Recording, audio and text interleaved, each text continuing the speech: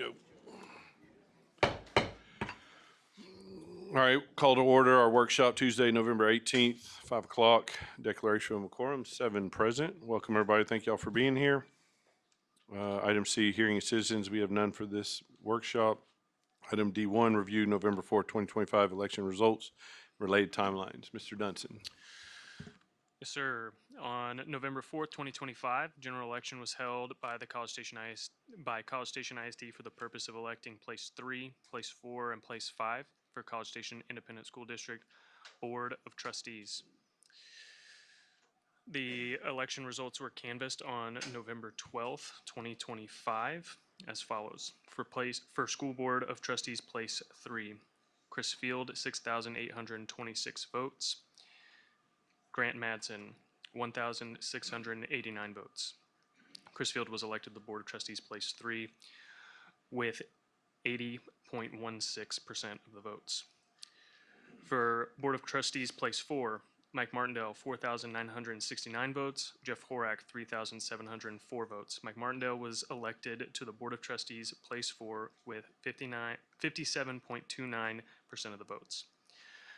For School Board Place 5, Kimberly McAdams, 5,870 votes. Oliver Hadnot, 2,828 votes. Kimberly McAdams was elected to the Board of Trustees, Place 5, with 67.49% of the votes. This evening, we will administer the oath of office to the elected trustees and recognize our outgoing board members, and that meeting is at 7 p.m. Thank you. Item 2, consider approval of the construction project delivery method for the construction of the CSISD central office. Mr. Buckner.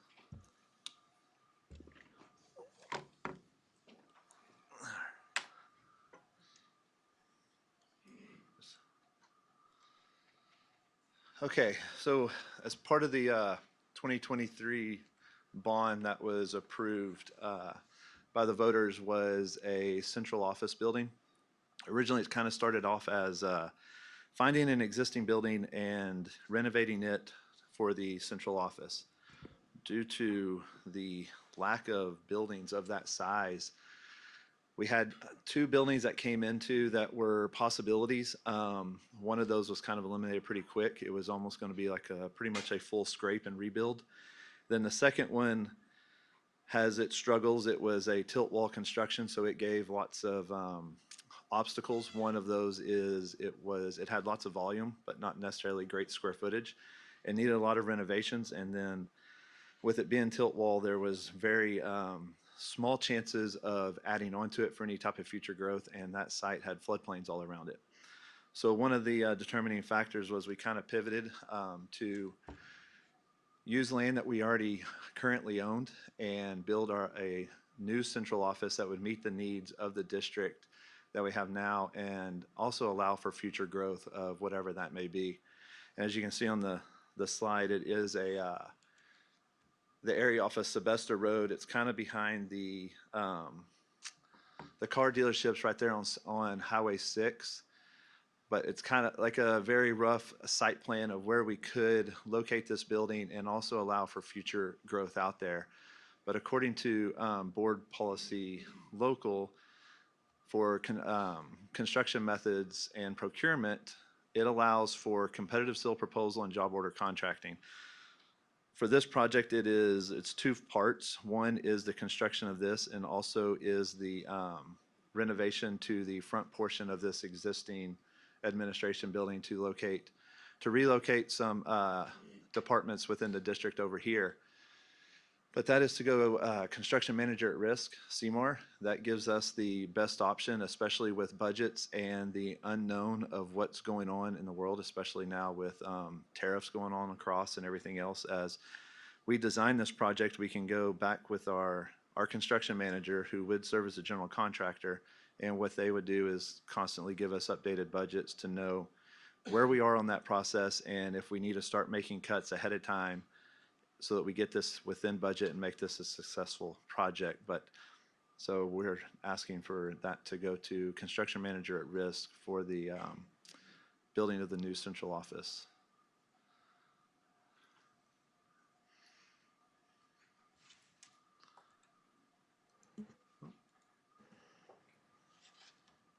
Can you share a little bit more about, well, remind me how much was in the budget for this and then also like the timeline that this would So for this be? project, we have a estimated construction budget of 25.4 million. Our tentative timeline right now is if we are to get this approved tonight to go construction manager at risk, we would try to release this on Thursday for, to get a construction manager on board. That would come back in the January board meeting for approval of the construction manager.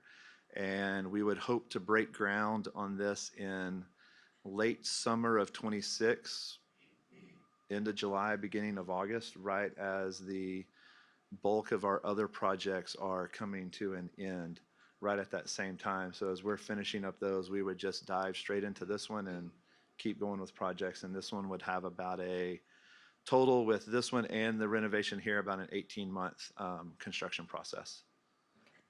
It's my understanding this is more than just a central office. Like there's going to be a lot of meeting spaces in here, a lot of large spaces that even like teams could hold their banquets in and schools could be using for functions. Is that correct? Yes, it would have a lot of conference spaces with dedicated conference rooms. It would have a dedicated boardroom.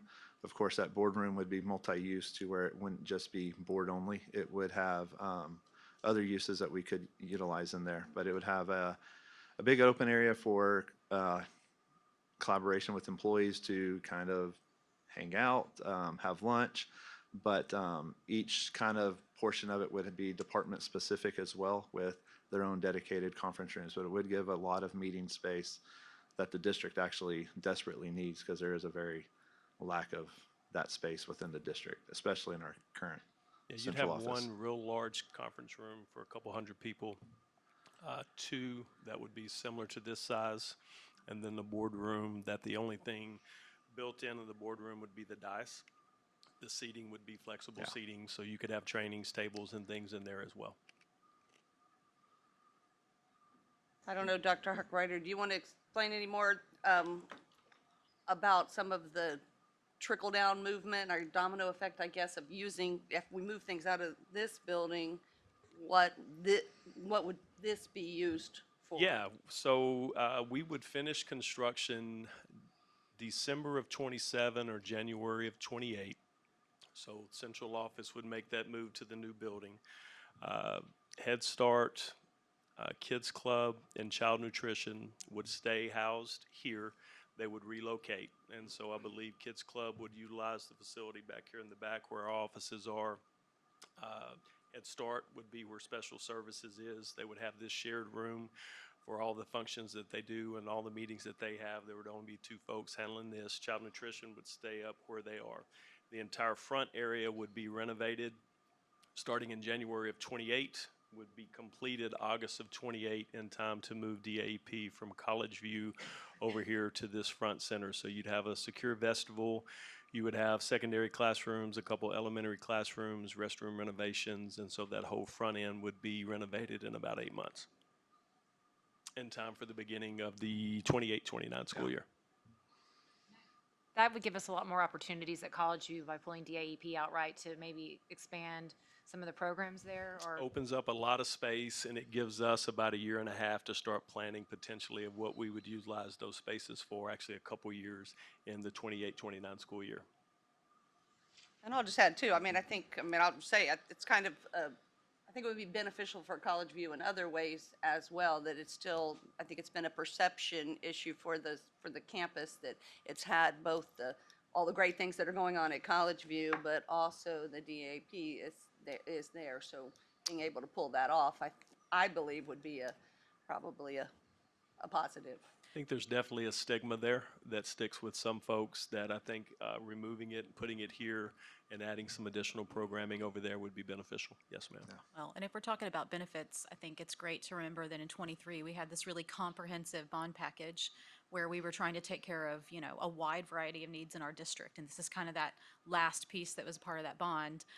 And one of the things that was talked about back then was just the need for space for our employees that are in this building and how they're working really crammed together and not ideal situations. And so it's a benefit to be able to take care of the many employees that work in this building too. And we've seen a draft floor plan of the new building as well as up front of what would take place at this building. That's something, we took our first glimpse, making a couple changes to that we'd bring back to the board here in the next month or so. And also, the new building would be built if the district ever needed to expand that particular facility. You'd have the ability to expand on that site if you needed to. Just looking at this particular site, you see Sylvester Road. You'll see a roadway that's going right through the middle there. That is a thoroughfare that the city has had planned there for years, that we're in discussions with them. We feel like the infrastructure that's in place now, that thoroughfare really doesn't fit the bill anymore, especially with the work that's going to be taking place on 6. So we're having some discussions with them. We want them to reconsider that thoroughfare plan that was approved, I believe, back in 2007. And that obviously it's 18 years ago, a lot of things have changed. So we're hoping that that roadway, we would have to expense that would not have to be put in. Yeah, It would not be it's- immediate, This one. but we You're would have talking to that, have yeah, work. that low curve thing. This I one Yes. right here, yes. It is in the thoroughfare plan. It is supposed to connect down. It's not on the map, but down over here as it gets closer to Rock Prairie. The original intention was to take people, if they're over in this general area, they could take this road back to Rock Prairie instead of having to go north on Highway 6, U-turn. But instead, how they have it now in their thoroughfare plan, it really just takes you north of Rock Prairie, so it dumps you back on the service road and still takes you north on Highway 6 to make the U-turn. So there's really no reason so much for it anymore, especially with the development they've had over there. So that's what we're in consultation with them of what it's going to take and what that process is going to be to have that thoroughfare plan updated to remove this from going through this portion of the land, because it also requires this portion right here, which is another owner, for whenever that gets developed to complete it. So it really is a kind of a road to nowhere until that gets developed as well. Whereas these car dealerships right here, this road already kind of exists and suffices for what they are wanting.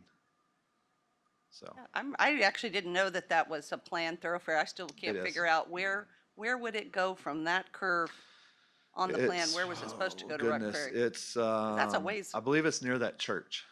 Yes. That's right Okay. there right past McAllister's. So basically, it goes right takes there. you back south to 6 to go back north, or you could just go Sebastopol Road to get Yeah. on 6. So it There's really really no doesn't serve benefit. a purpose. I think probably back in '07 with less infrastructure, okay. But now with the infrastructure changing and 6 changing, you're just taking people further south to come back right where they were to begin with. So there's a whole process that we're starting now to go through. Ultimately, I believe the decision resides with the city council once you go through the different steps. And so we'll be having discussions with them and working through. I will say, well, dude, one good thing is I could probably walk to this. I live over here, so I go on that road all the time. And there is a lot of traffic on that access road right now. So getting on and off of that access road is not ideal. So when you're having, I mean, it is a good location because it's off of 6 and it's, it's pretty central. I'm not saying that at all. I'm just saying turning that access road is so busy now, and maybe with all the expansion and changes on 6, I think that'll the be changes with better. 6 would help that Will quite a be bit. better. And that's But why the- this is a good site for a central office versus a campus where school kids with parents, buses, everything else trying to navigate that access road, where with central office employees, it gives a little bit of a different different clientele that's using those roadways right there versus the students. It also gives you the ability to develop future district projects on this particular site. And then you've also got, you have parking spaces that you could share for nightly events. I know Fine Arts Center was on the agenda for discussion for the '23 bond. Didn't quite make the final cut. I think the flip side of that is just, I'm not saying this is something we're going to talk about anytime soon, but I believe that facility had a lot of office spaces in there as well. With the central office there, that project can be condensed down because you wouldn't need the office spaces because you would have a new central office. So it would be really more of a fine arts center and be very specific to that, or whatever future projects. You've got multiple acres there to develop site. And we can't put a school on this. It's not big enough for school ideally, correct? I mean, size-wise, you could put an elementary school, but the access and everything else is very difficult, especially with how it is shaped right there and everything, and getting parents in and not having a situation like we have had at Rock Prairie prior to this renovation project of you would have parents probably lined up down Sebesta and onto the feeder road, which So not then ideal at all. it's not ideal. I wouldn't think this would be an ideal location for a elementary at this time or in the near future. Do you know what's going in on the space that the owner has? No, We don't have it. it's they've told we've looked it up and they've told us in some of the meetings the owners, but I don't remember the family name who owns it or what their if their plans are to sell it or keep it or what. Don't know. Well, that back corner used to be where the Amazon site was, so I don't know what's gonna, Which back corner? um, The one right beside the 8.667 acres? yes, I think, yes. I think Okay. so. Yeah, I wasn't familiar with what was there. Right, right. I know a church is in that upper left corner. Yeah, but this is just for the procurement method. It's for us to go construction manager at risk versus competitive seal proposal. And it just gives competitive seal proposal has its benefits. New construction and renovations with kind of how really since 2020 when COVID happened and then Storm Uri, construction manager at risk is really a more beneficial procurement method for these types. So you know where you are going into budget.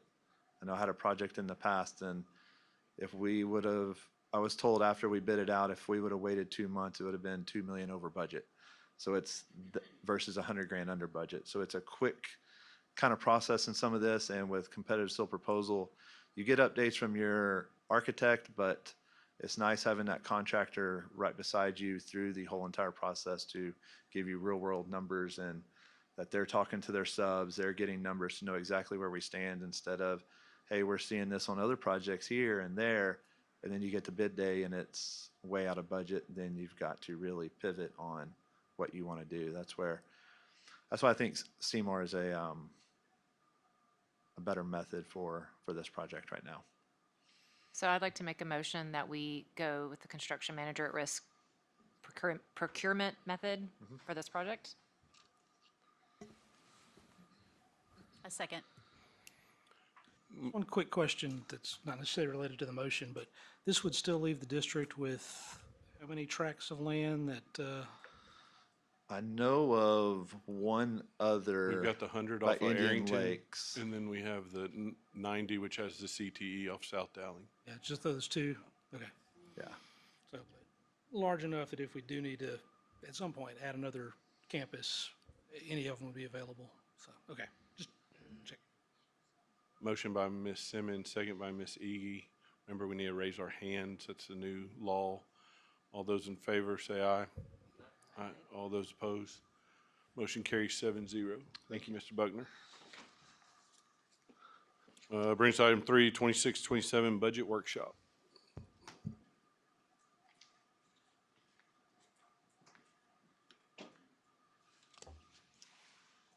Good evening, Mr. Horick, Dr. Harkrider. Thank you guys for taking the time to start the budget process. And so this is really just one of the first workshops that we're going to kind of go through, but we're going to hit on a few things tonight. We're going to start with historical financial information. We're going to look at the current budget, and then we're kind of going to look at a bunch of numbers, if you hadn't guessed that already. And then we're going to look at the next steps. But we really want to take this time to kind of start the conversation with you guys to figure out what the board priorities will be for the 26-27 fiscal year. When we finish the presentation, there'll be a thought exchange here. It's not just for our board members, but we would like to hear from our community. Anybody in the crowd watching online, that QR code is available for your feedback, and we would love to hear from you. So just looking at historical information, I think it's important to pull this into a 12-month analysis. So when you see the financial tonight, you're going to see it on a 10-month close. And so if we kind of roll the numbers forward, and these are the numbers that have to go to TEA. So this is what went to TEA, or will be going to TEA. And we did have an increase of $2.5 million that was added to the fund balance with a 10-month close, which is really exciting. So when you look at that, and you've really got the lowest you want to be on your fund balance per operating cost is a 3-month, and that got us a little bit above that. And so I think that's as low as we want to go. We don't want to go any further than that. When you look at a 10-month close, we're going to add $14 million to the fund balance, okay? And that's going to be the total fund balance. But I want you all to keep that in mind. That is not real dollars in a sense of cash in the bank. So just, I mean, it looks good, but we've got to keep that in mind. But the positive is we did add to the fund balance this year. So that's a big positive. You can kind of look at what the trends are doing. For example, the revenue we collected in 23-24 versus the revenue we collected in 24-25 is pretty eye-opening. We collected $4 million less revenue over those 2 years on a 12-month basis. That's because of lost enrollment. That's because of loss of SHARS funding. There's a lot of things that play into a factor there. Even if you look at the interest earnings, we're seeing a decrease there. When you look at in our current budget, you're going to see where we're a little off on that as well on our interest earnings. So we have to kind of monitor that. You can look at payroll cost, and you can look at across the board. We were up in payroll cost, but our district did a great job of looking at those other expenditures outside of the classroom, outside of, other things with payroll cost, and cut other programs in the 24-25 school year. So Can I ask on the payroll cost though? That I'm assuming shows the money that was earmarked directly for teacher salaries, right? It was kind of that in and then an out, right? well, this right here is going to Or look is at that in there, I guess is the Yeah, question. so it'll be on the next one. So this is our historical. So these are the last 2 years. And then when I show it right here, then this is going to account for that money. Yes, ma'am. So you'll see I'm going to take it back one time. So you'll see just the revenue here, and this is actual cost. So the actual revenue was 150 million. When I flip over, wrong way. When I flip this way, we budgeted 155 million budgeted. Okay, so we'll kind of monitor that, but there's just a difference to kind of put that in perspective of a lot of the revenue we receive for the salaries for our teachers and other things from the state. I want to show this to you. So if you look at our budget calendar when we get through, we're going to meet often and just kind of walk you guys through the budget process. When we do meet and talk about a budget, don't get so excited, Mr. Horak. When we do meet and walk you through these budget process, we're going to kind of bring you back just where we are currently and walk it through. This is how I've always liked to look at it, as percentages of collection, and then also when you look at your expenditures, your percentage of collection as well. So we're a wealthy district, and so we're going to see a lot of that state funding up front, so you can kind of see real close that available school funding, foundation state funding, 94.29% collected as of right now. That's because we're in a payment class 3, so we're going to get a majority of that money up front, and then our last payments after our tax revenue. Our district collects its taxes. You can pay it in February or November or June, or you can pay it all in January. And so that's a little bit different than I'm used to, but that's something that we do here at the City of College Station. So those are things that you're going to see reflected through the year. Please pay attention to federal revenue. I don't feel like we're going to collect all of those funds, and I do not feel like we're going to be a little bit slow on the interest income as well. So we're going to have to monitor those pots of money, as well as our enrollment is down. And so I'm going to bring that to you as we go through the year. I budgeted ADA of 13,203, and we're already below that number. That's not good for this time of the year, but we're down 300 students in enrollment. And so that's something that we're going to have to consider and monitor. So I know this is a lot of numbers, but I want to walk you through this because this is a great way to be transparent, but it's also a great way for a board member to really stay on top of what's going on in the school district. So if you start with the far left column, you're going to look at the budget, and that's what you guys adopted. At the top, it's by function. At the bottom, it's by object, and I'll explain that a little bit later. But when you look at function, the positive here is if you look at those top three categories, that's money in a classroom. And a district always wants to be at least 60% money in a classroom, and we are. And so that's a big positive. And then you can kind of look at the other items and what percentages we spend. But then if you look at expenditures per period, and then you can see some big numbers, like if you go down to that function 51 and you see maintenance and operations, $3.4 million. That's because we paid our insurance costs this month, and that's over $2 million.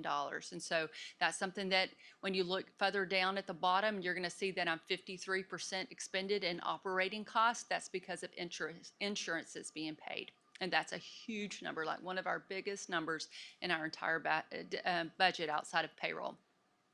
Then you kind of go over, you can look at year-to-date expenditures, and that's the 50 million that's expended to date, and then percentage of budget expended. So that's what you want to kind of monitor. For example, right now, this is of October, so 33.33% of our budget could be expensed by this time, so you can kind of look at those functions and kind of monitor it that way. When I say 33.3%, the big number you want to watch is the one on the bottom. So that's by object code and payroll cost. So if you think about, most of our payroll costs are salaried or split out over 12 months, 24 payments. And so you want that number to be 33.3 or less. If it goes above, we're going to have a problem. We bust the budget because we're over 84% of our budget is in payroll. Okay, so those are big numbers. So you can kind of monitor that, and then at the last column, you can kind of see the percent left to be expended. So we'll bring this back to the board every time we have a budget workshop as we go through the year, and that's just another way that you can kind of monitor us and make sure that we're staying on top of the budget. Okay, so when we talk about balancing the numbers, I just want to look at several things. I want to talk about enrollment trends. I want just to give you a quick update on federal funding, our local funding challenges. I want to talk about the previous budget cost management that the board brought to us last year when we were we were talking about what we did last year during the budget. I've got also what the board said was our priorities in the previous budget cycle. The risk is really, I want to show you what fund balance looks like, of course, and then talk about what those board priorities will be for the next budget cycle, okay? So this is really just kind of our purpose, that we want to bring this back because we always want to keep the goals in mind for our students, our staff, and our community. And so that's really kind of just the purpose of this, and it's our priority through our budget process. This is the enrollment trends right now. So this is by grade level. One thing that's kind of eye-opening that you need to kind of monitor is just look at our earlier grade numbers compared to our older grade numbers. For example, I've got 909 kinder, but I've got 1,033 12th graders, 1,107 11th graders. So as those grades graduate, if we can't grow those earlier grades, that's just going to be heavier losses as we move forward. This is how it looked per campus. And so you can kind of look at that far right column, and that's enrollment growth versus our 2024 snapshot. So you can see like one of our highest growth campuses was South Knoll Elementary, one of our highest loss campuses with Rock Prairie Elementary. We lost 12.3% of enrollment on those campuses. And then you can kind of just see per campus what it looked like on enrollment. I also paired those total capacities of those buildings so that you can kind of see that. The positive with construction that Josh and his team are doing right now is going to grow those two high schools and take care of that capacity issue there that you see on the screen. Here's another thing I kind of like to look at. So when you look at early ed, pre-K, and kinder, those are numbers based on our previous early ed, pre-K, and kinder. When you look at first, second, third, and fourth, what I'm doing is walking that kindergartner to first grade. Did I have an increase at that campus or did I have a decrease? Does that explanatory for everybody? I kind of put in the reddish color, that's where we had decreases on campus, excuse me.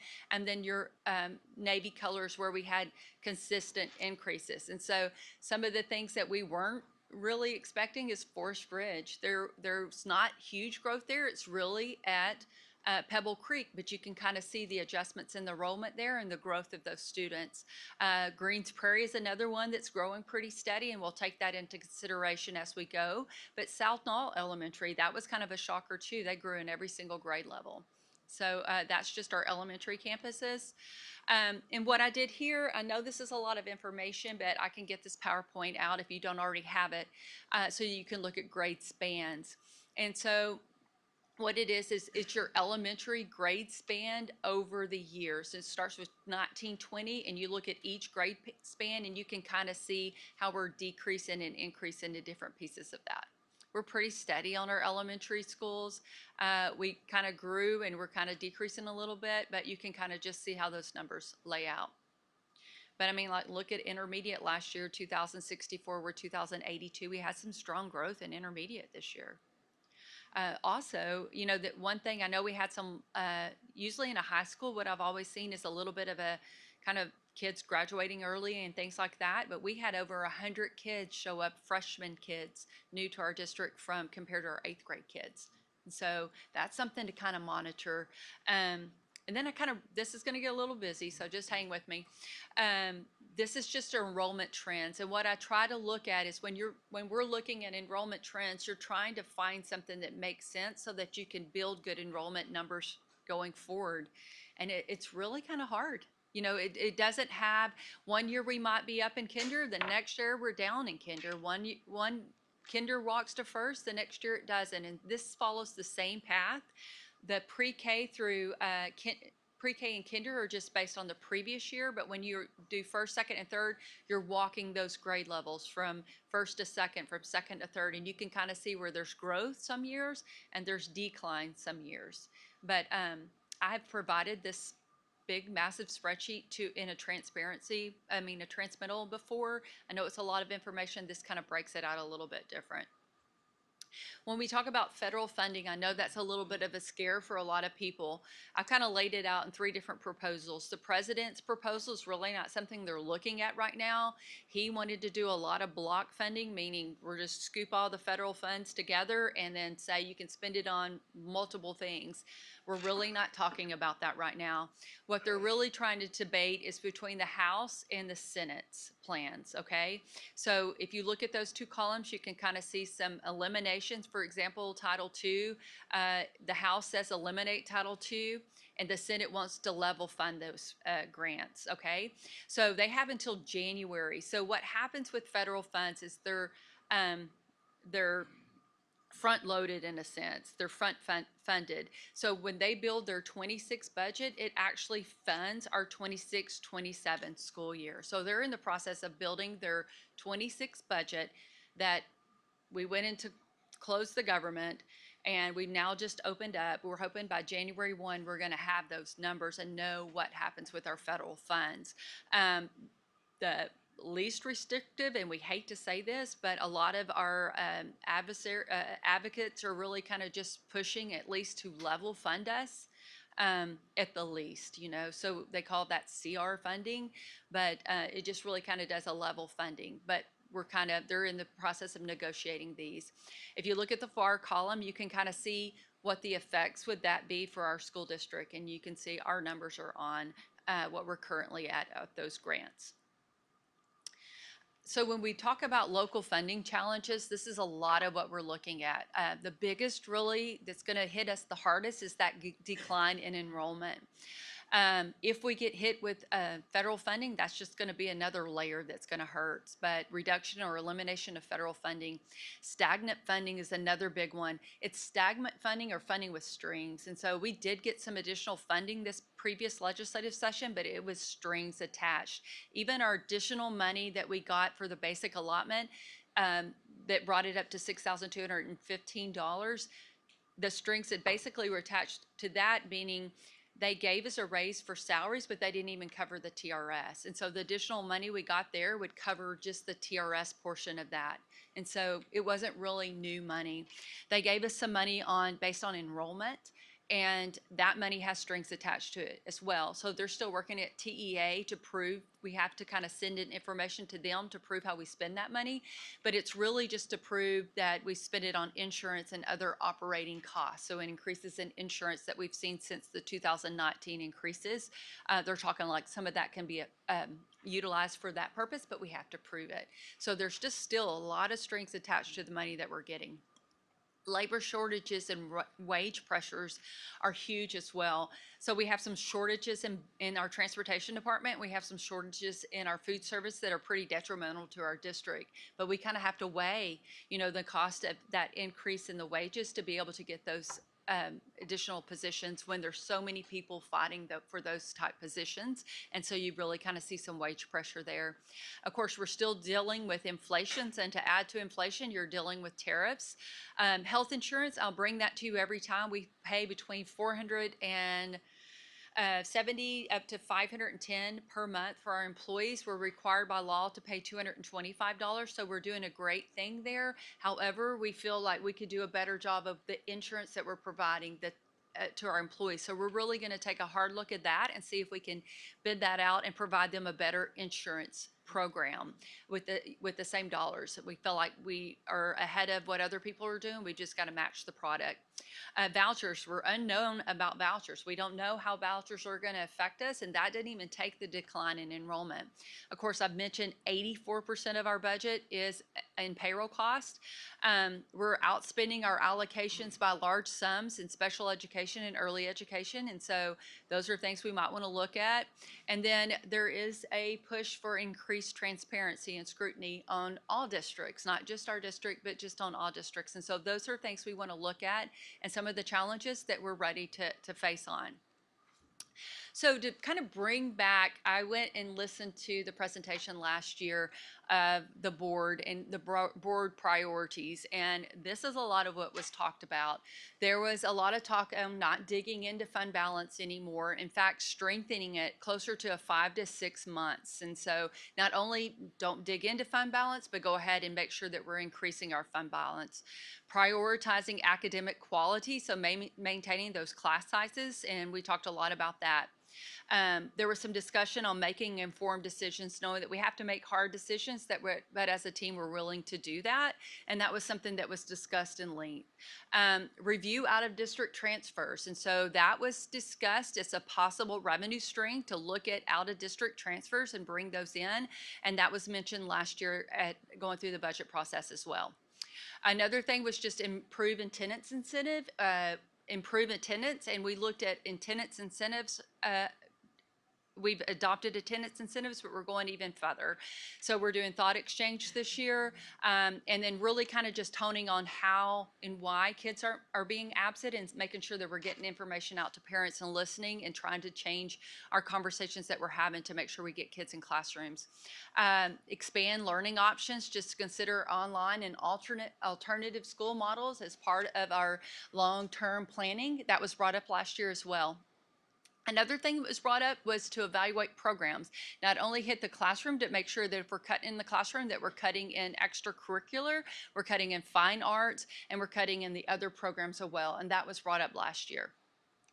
So as we took all of that into play, this is kind of what we did to cut cost in the previous year. We evaluated secondary class schedules, just looked at reducing conference schedules when we had more than, if a teacher had 2 conference periods, we kind of evaluated those to make sure that they were appropriate and that we could maintain instructional quality.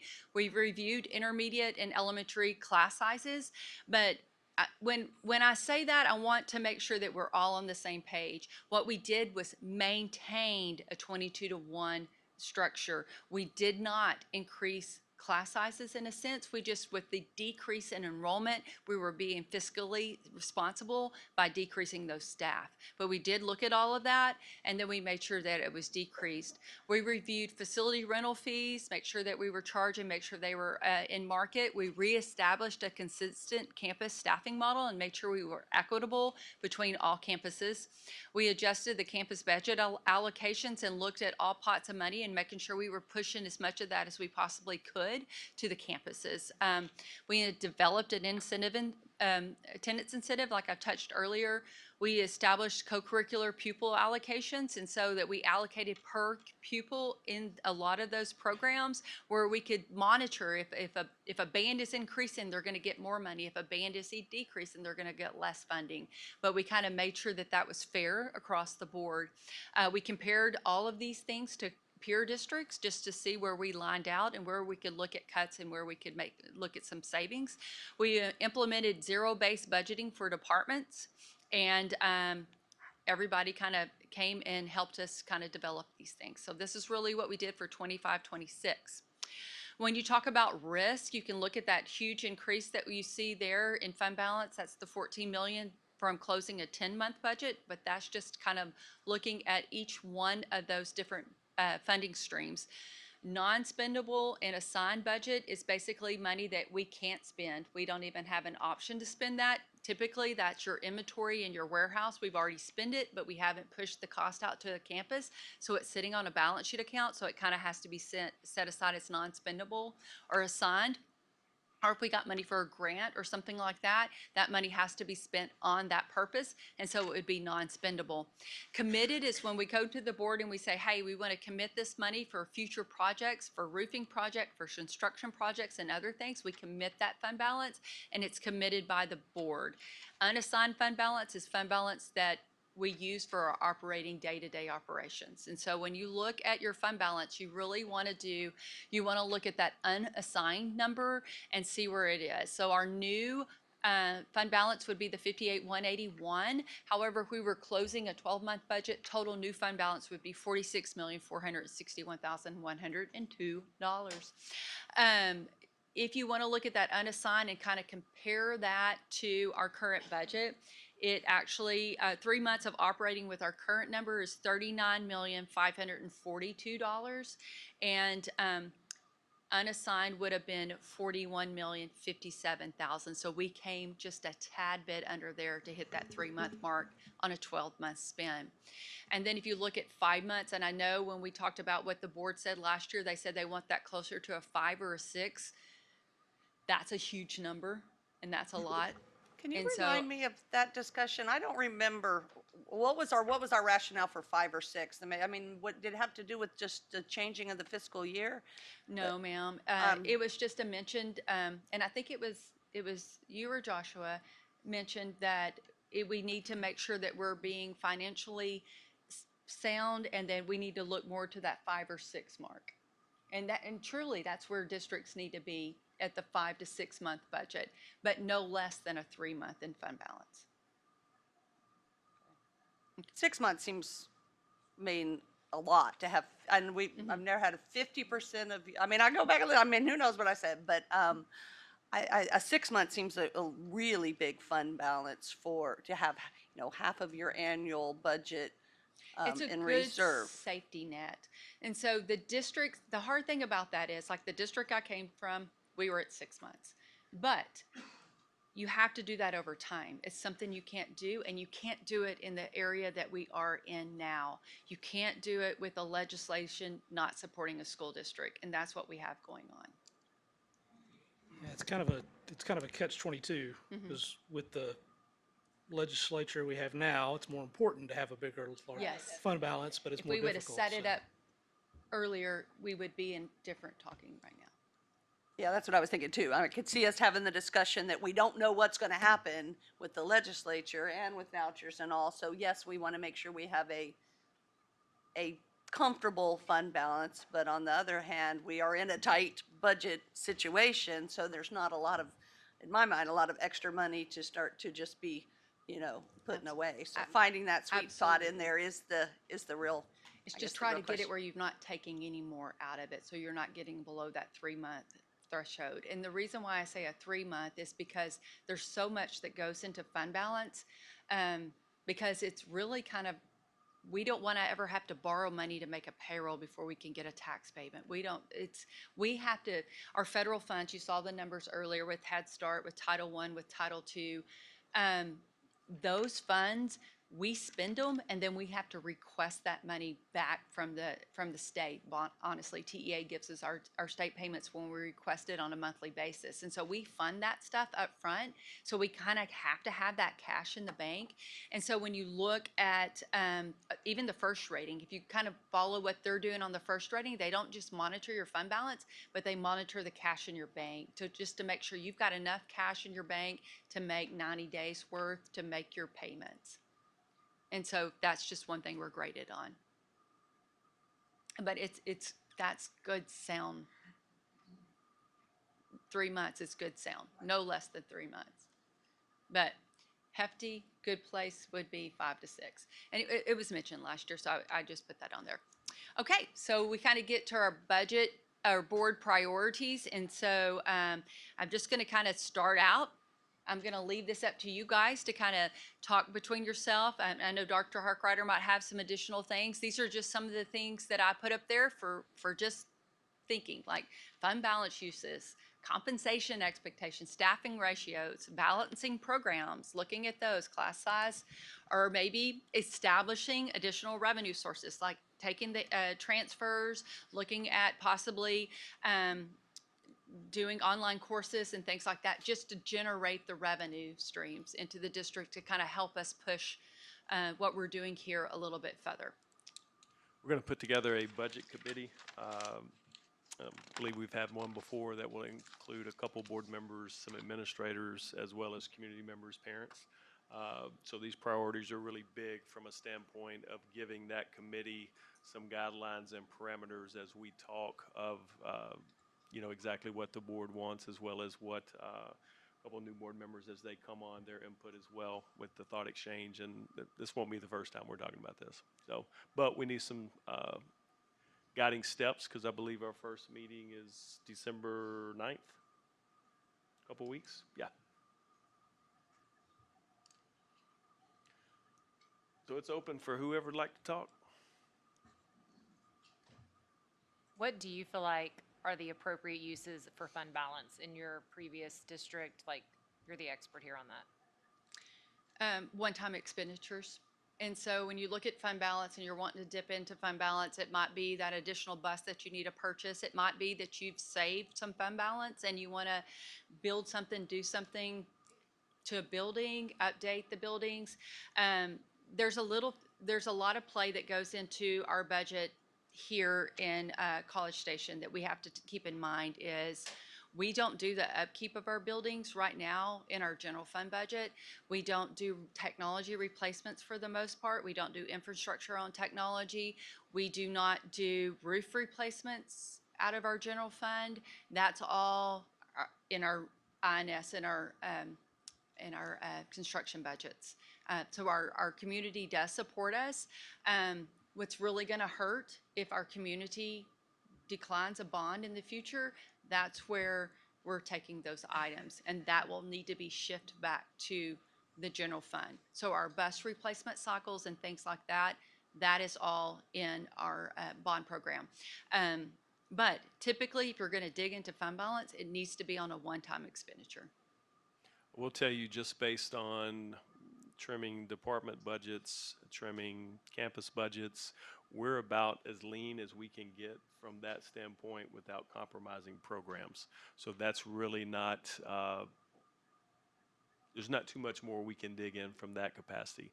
So I think if you look at the kinder first and second enrollment trends that she showed you earlier, it's about 100 kids less than we have 3rd through 12th grade.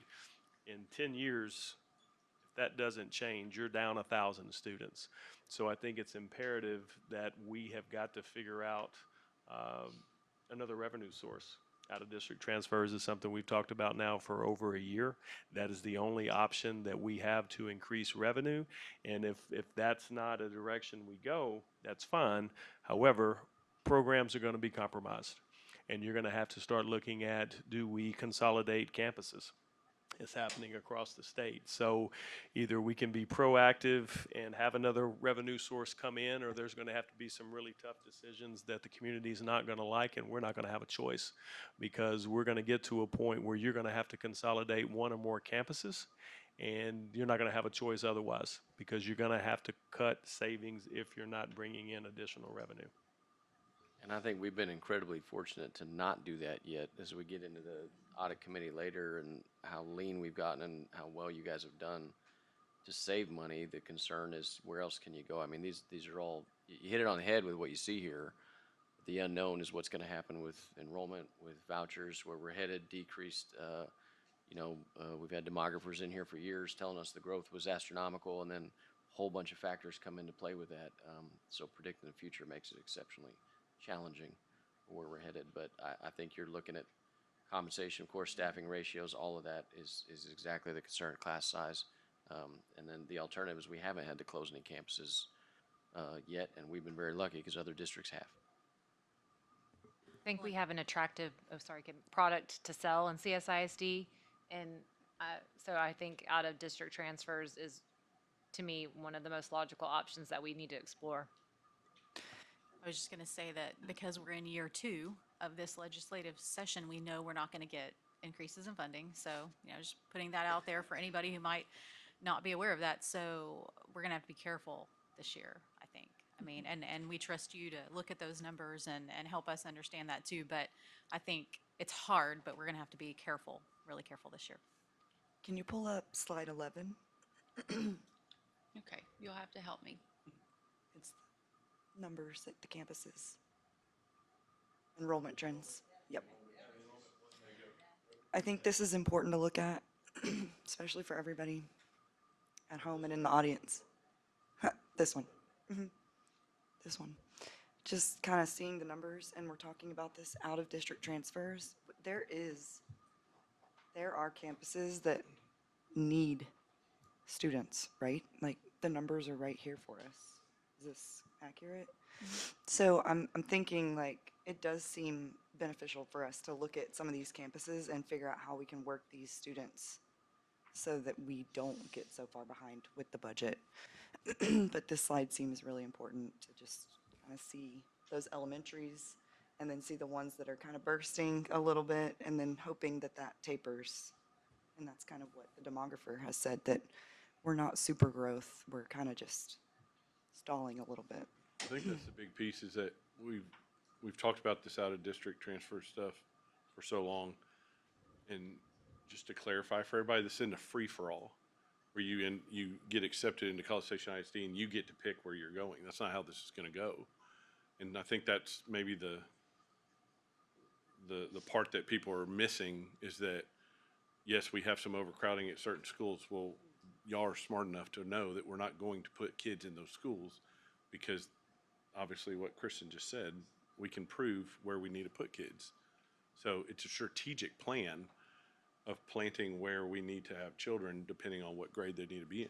So, again, if anybody has any other solutions for revenue growth besides going to A&M and asking them for a grant or something that can be used for anything, They're going to say no. they're going to say no.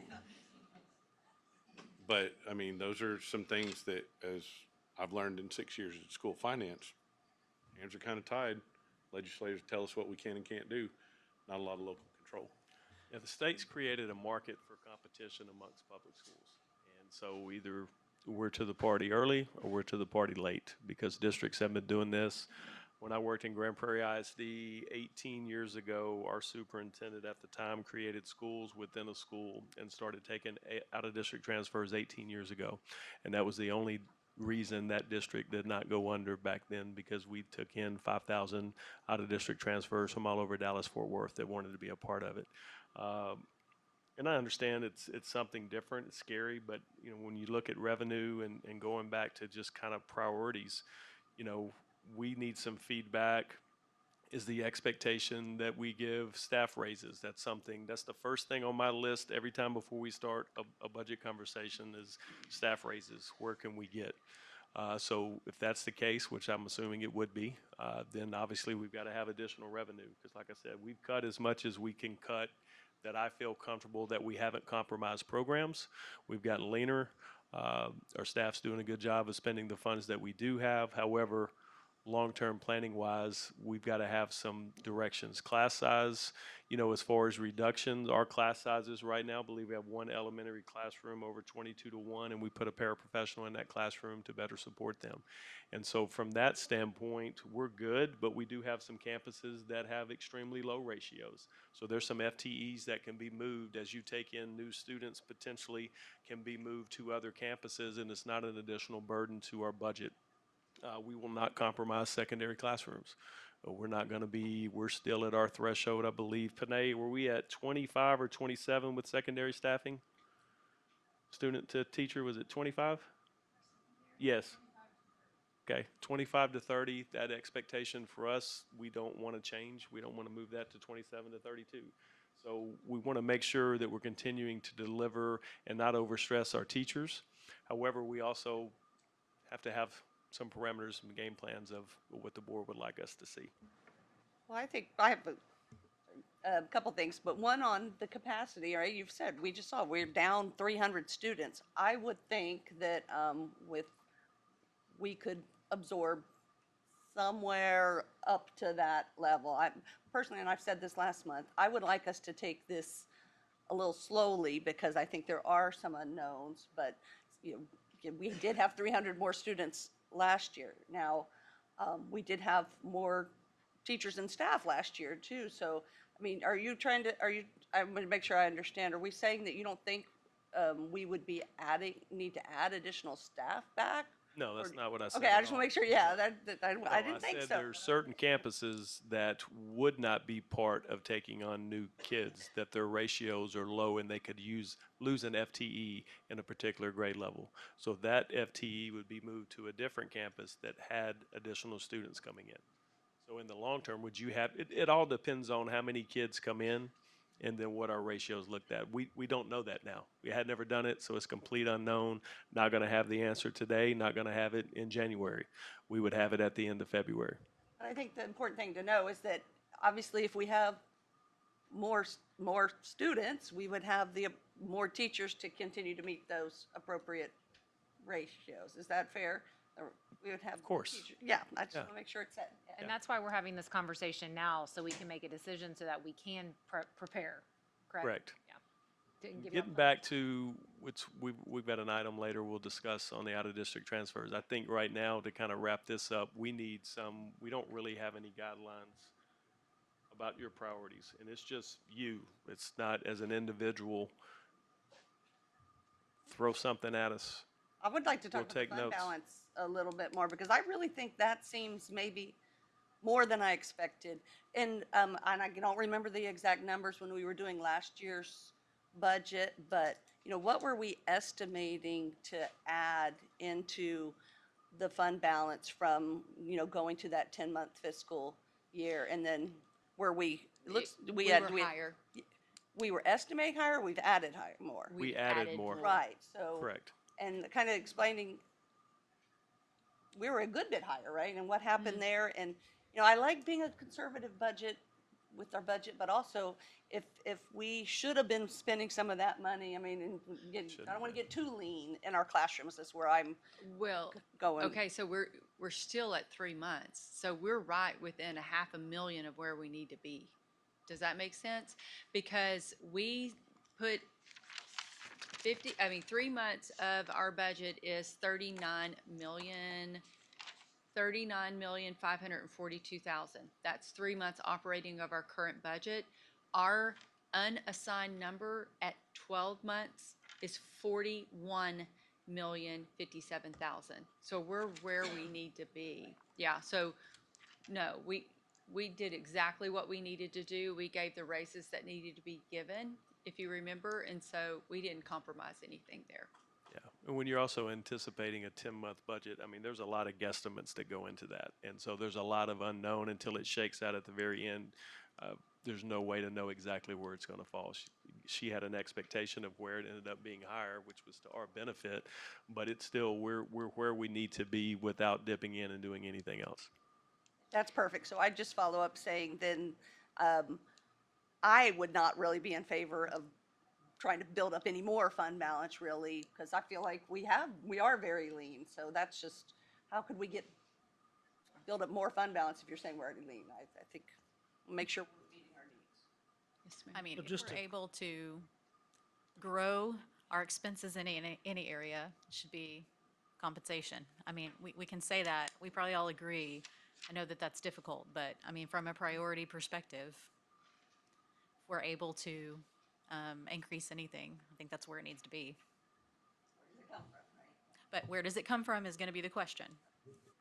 So just to clarify, we're at about a 3.5 month fund balance. Yes, sir. And if we dip below a 3 month fund balance, we get hit hard when it comes to financial ratings, if we need to do bonds in the future, so forth and so on, right? Just things you need to keep in mind, yes, sir. And as you grow your budget, then your operating 3 months grows as well.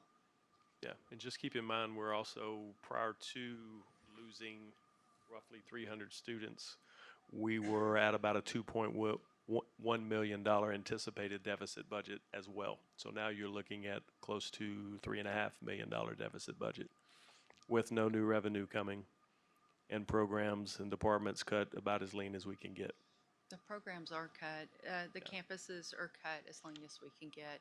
It's kind of hard because we had to reset that, but you've got to look at inflationary costs, tariffs, and things like that. I just don't think we can take the allocations any lower.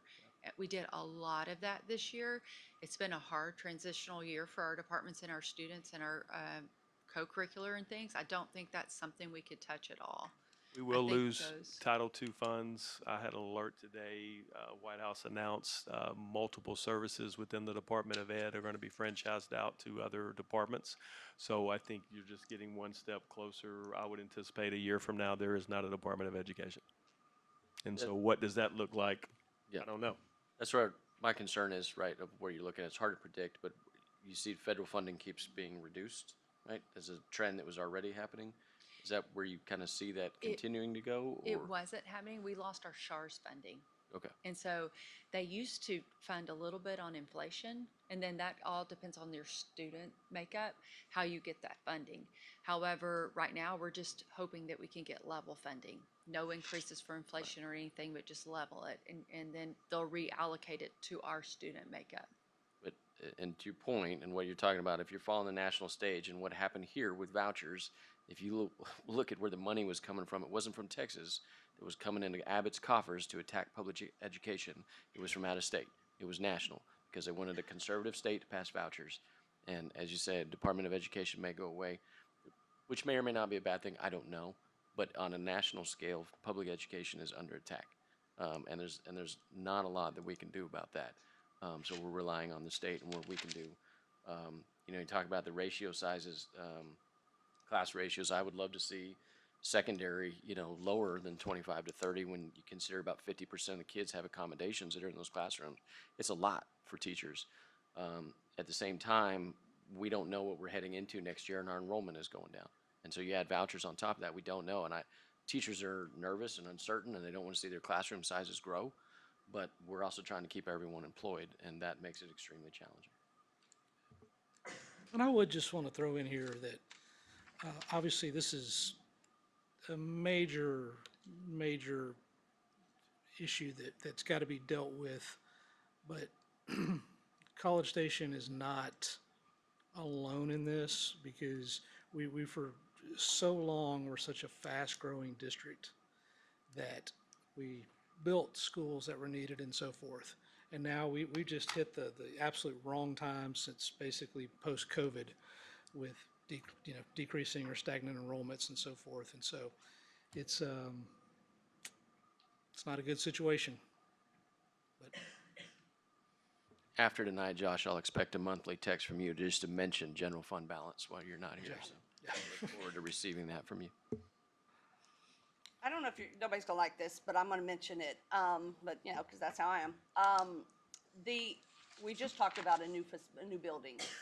When would we, I think we need to consider how much that would cost us in operating expenses, and when do we have to pull the trigger on that? Knowing that there are so many unknowns going forward with our number of kids coming, and we're talking about if we have to potentially close a building, and would it make more sense to repurpose? I think it's just something we need to make sure we are very cognizant of, because these next couple of years, there are a lot of unknowns, so So you know that money has to be spent because On- it's already been sold as a bond. we have not sold everything to bond, have So you we? have to, the taxpayers voted on what we were using that money for. I understand, but we don't have to spend it if something changes. Is that correct? If something changes with our needs, we can't spend on something else, really. Correct. But we can't, I know, and So- I certainly know it can't go to teachers, it can't go to all those things. I certainly understand that. Huh. But I just want to make sure it's not adding an extra, regular operating Is, expense to our, it wouldn't add because the money has already been, in a sense, appropriated. We just hadn't sold the bond, right? Correct. I mean, for electricity, insurance, and all those kind of other things, just to run, and more, So we're talking about Yeah, maintenance and yeah, operations just of it? operations, daily operations. The daily operations wouldn't increase, your bills would increase, because yeah, you're gonna put another facility Another online. facility, yeah. Also want to clarify, I threw out the mentioning of closing in a campus as worst case scenario. So that's not on the books, to make that crystal clear. I understand your concern and what you're saying, but I also think there's opportunities we're not seeing with College View because of DAEP taking up a big portion of that there's possibly revenue streams there and growing enrollment there and various different programs. So it's an unknown, but yeah, the voters voted on this project and the money's there. I guess my biggest thing, having a construction background before my current life, but it's not going to get any cheaper. And so just knowing what Mr. Simak, Mr. Buckner, and Ms. Wilson are having to deal with the changes that we approved 6, 7, 8 months ago of moving forward with stuff and then maybe change orders and things like that. It's the only project on the 23-24 bond that's not operational right now. So Yeah, the budget could be blown waiting 6 months, potentially. I think the other diamond potentially in the rough, if, as we talk later, the board approves out-of-district transfers. The biggest growing market right now that I'm seeing across the state is online schools. And I think that is an opportunity for us to garner a lot of kids that we don't have to have space for. We've got room in College View to house teachers to be able to give that instruction. We've got plans to visit a couple of different campuses or a couple of districts across the state. That'd be something that we would consider opening for the 27-28 school year. But it is a growing market that I've seen no less than 10 school districts in the last 3 months announce plans to begin. And so it's obviously extremely competitive, but it's also a field of potential option for homeschool parents that when they get ninth, and I'm talking at the high school level, I'm not talking K-12, but I've got my kid K through 8. I'd like them to continue to be in homeschool, but it's becoming more challenging as a parent to be able to deliver that instruction. So you still get the homeschool setting, yet it's our teachers delivering the instruction and providing the resources. So I do think that is a market potentially for us to generate even more revenue, but we don't have to have a space for them because obviously they would be at home. So that's kind of a potential win-win for us on not overcrowding facilities, yet having enrollment grow as well. I know we've talked about that particular topic before, but how does state funding work with the online? My understanding is the same way as if they're here. Okay. Except, you wouldn't, depending on some districts, it depends on how it was structured. Some districts are only taking kids within their boundaries. Most I'm seeing are taking kids anywhere in the state of Texas. And you can be a student here. Now, the logistics, and that's why we want to go visit some campuses, because freshmen, sophomores, are actually now freshmen, potentially if they're passing, and juniors would have to take STAR tests. Well, you would have to take a STAR test with us, even though it's online. It couldn't be proctored, I don't believe, from your house. But there's just some hurdles we just want to look at to see how people have handled that in the past. And then bring you guys back more information once we've done some more research. I guess I just want to acknowledge you know, what you said about the fact that a new building is going to have some additional operating cost. I mean, that's a fact. I think a lot of things that we do have inherent risk in them, and we make decisions and we have to balance out those risks. And just having been a part of some of the bond committees well before I was on the board, and listening to the needs for that new building, it feels irresponsible in some ways not to move forward with those plans that were approved in that bond package, unless we were at a point that we're like, just we cannot do it financially. So I acknowledge that there's risk in everything that we plan in our budget, but I feel like that is a calculated choice that will be good for a whole lot of people in our district. I would agree, and we've been hanging on and patchworking this building for a long, long time, trying to make it work. And if you talk about just having other spaces, opportunities, things we can use, that would be a distinct advantage, I think. And again, we talked about all the positives, and I do recognize a lot of positives to it, including it is what was on the bond committee. It's just hard to think about that when we just went through this discussion, and all those potential issues impacting our budget. That was a big page you had there, and I just think, you know, it gives you pause gives me pause at least moving forward, at least.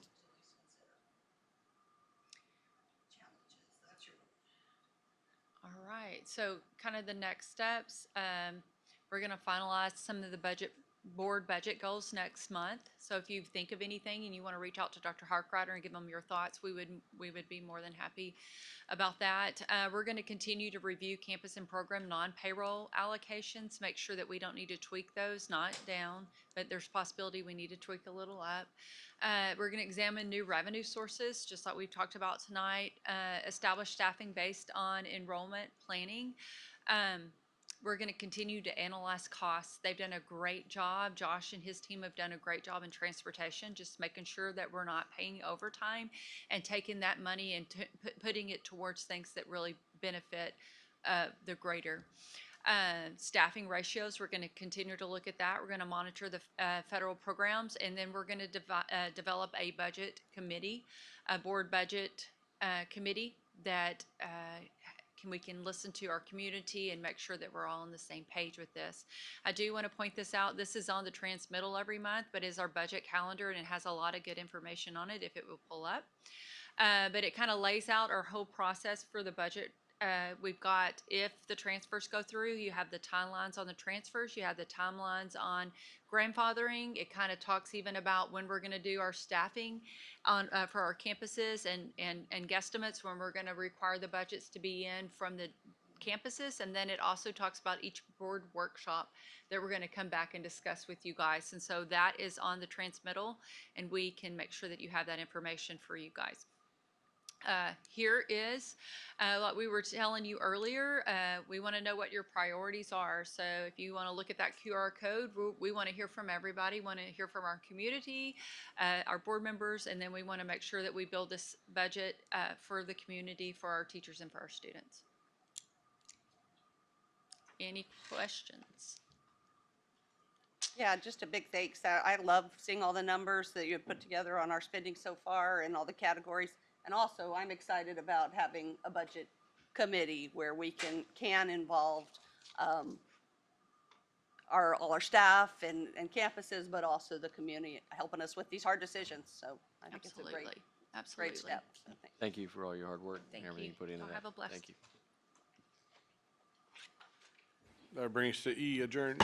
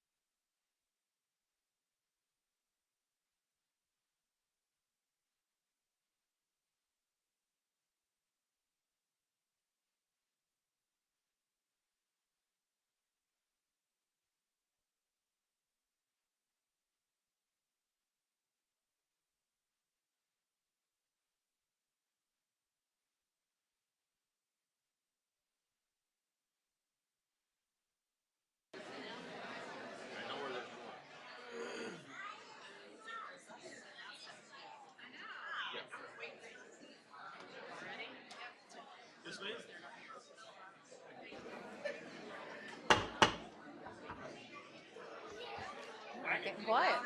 All right. Welcome, everyone. I'm going to call this meeting to order. It is 7 o'clock. Declaration of quorum, we have 7 members present. Welcome to this meeting of College Station Independent School District Board of Trustees. We were elected at large to represent the interests of our community and our state in educating our students. Our mission for our students in this district is success each life, each day, each hour. We adhere to all pertinent laws, policies, and procedures in posting agendas and conducting our meetings. The detailed agenda information was made available to us at least 3 business days in advance, and we have all come to this meeting informed and prepared. We have just completed a workshop session where we heard reports and discussed much of the information needed to make decisions in either this meeting or in upcoming meetings. This is a meeting of the 7 trustees in a public setting rather than a public meeting. As such, public comment is included on the agenda at a specific time and requires us to listen rather than take action so as to abide by the Open Meetings Act. We are pleased that you have taken time this evening to join us. We are very proud of this school district, and we thank you for your interest in and support of our students. That's going to move us to item C, our elections.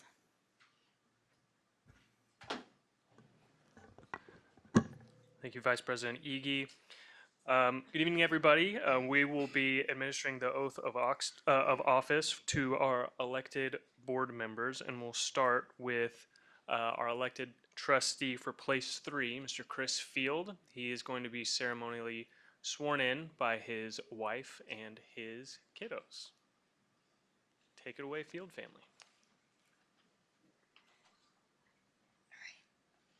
You'll have to bear with me. I lost my voice about a week ago, so I'm doing the best I can.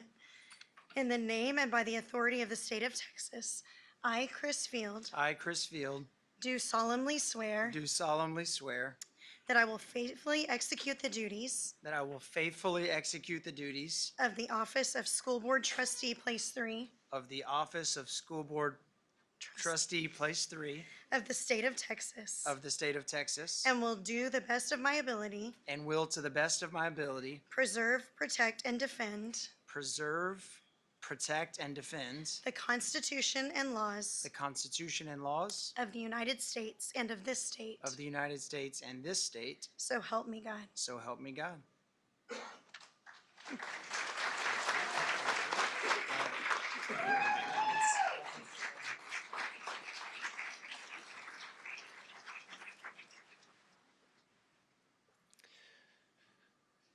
Next, in place 4, Mr. Mike Martindale, being sworn in by his wife, Alicia Martindale.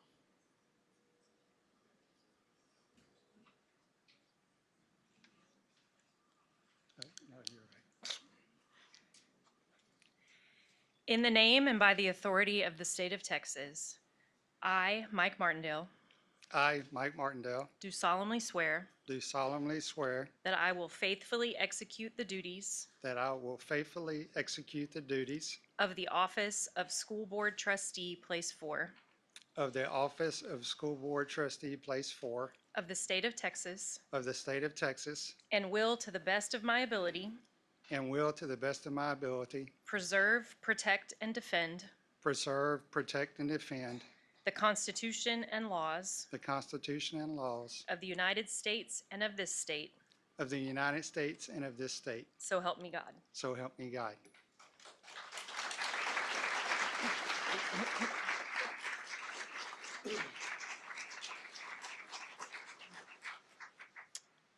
And lastly, place 5, Kimberly McAdams, being ceremonially sworn in by her husband, Dan McAdams. Go slow for me.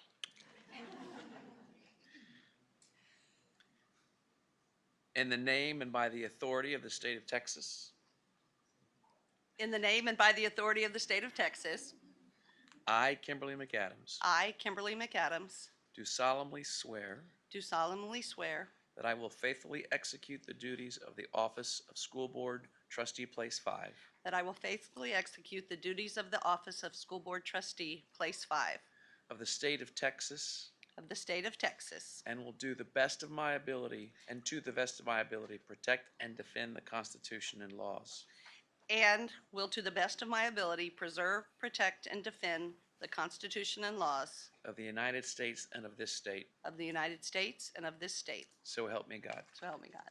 We made it with our glasses.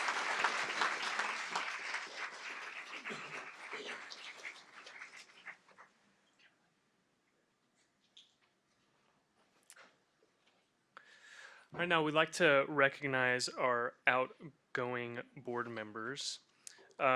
First, we'd like to recognize from place 3, Mr. Joshua Ben. Mr. Ben was originally elected to the College Station ISD Board of Trustees in 2019 and then re-elected in 2022.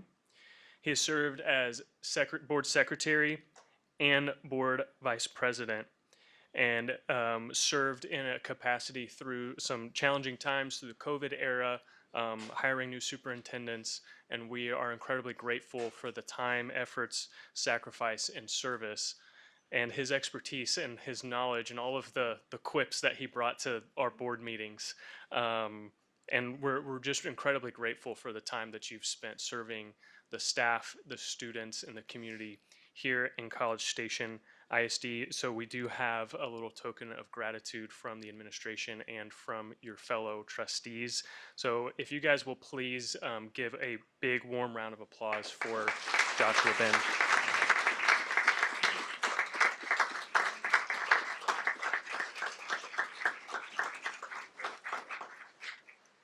So we have a nice little, this one's from the board, a nice little memento cutting board and a plaque from the district to honor your years of Very service. cool. Thank So, you. Floor is yours if you'd like Oh, to say okay. it. Yeah, sure.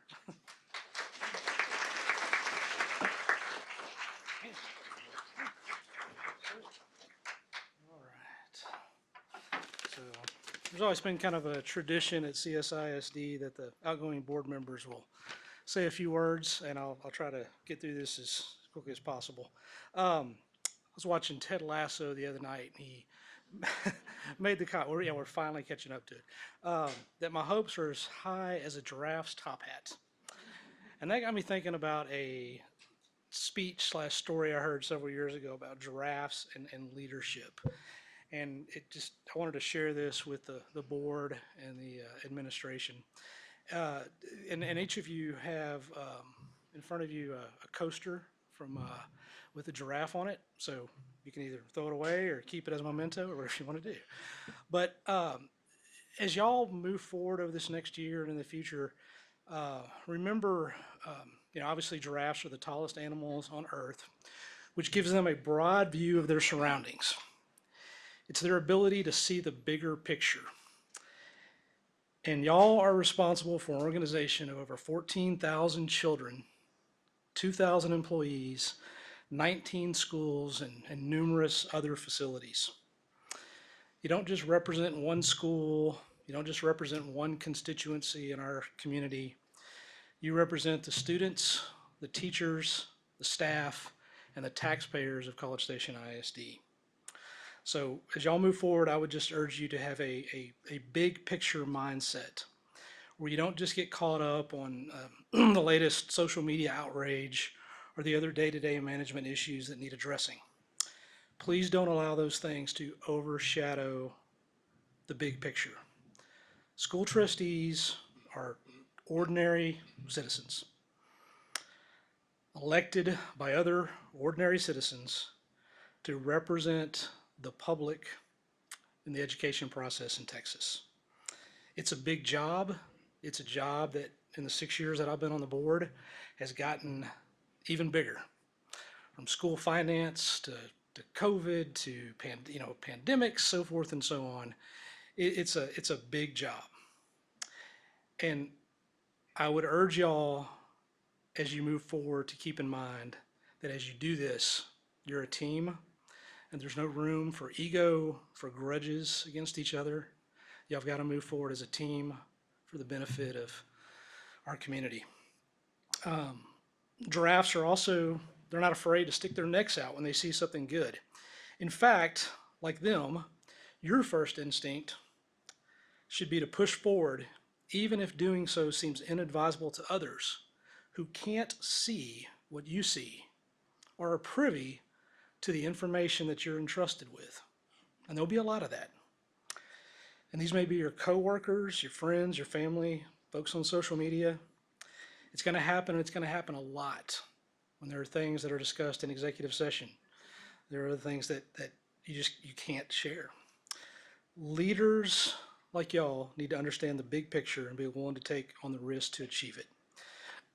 And don't be afraid to stick out your neck to do the right thing, but also never forget that it's not about you.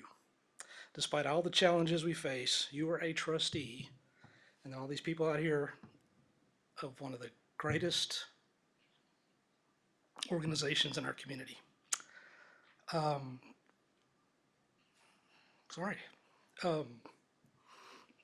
Obviously, I want to thank my wife, Melissa, the 5 kids that have gone through CSISD, for the time they've given up with me over the last 6 years.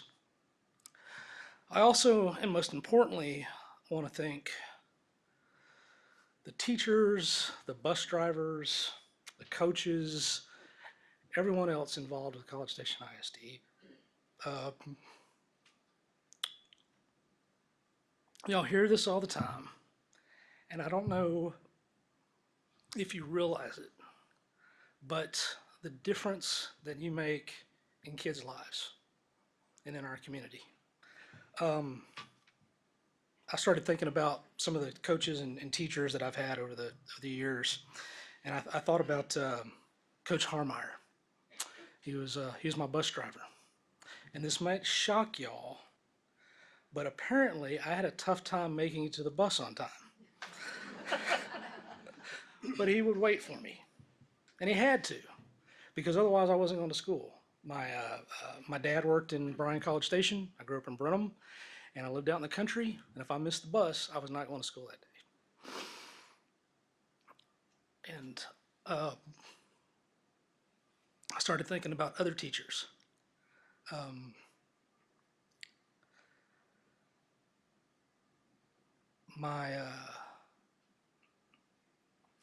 The reason I wasn't going to school that day, my dad was in Bryan, and if I missed the bus, was because my mom was actually killed by a drunk driver when I was 7.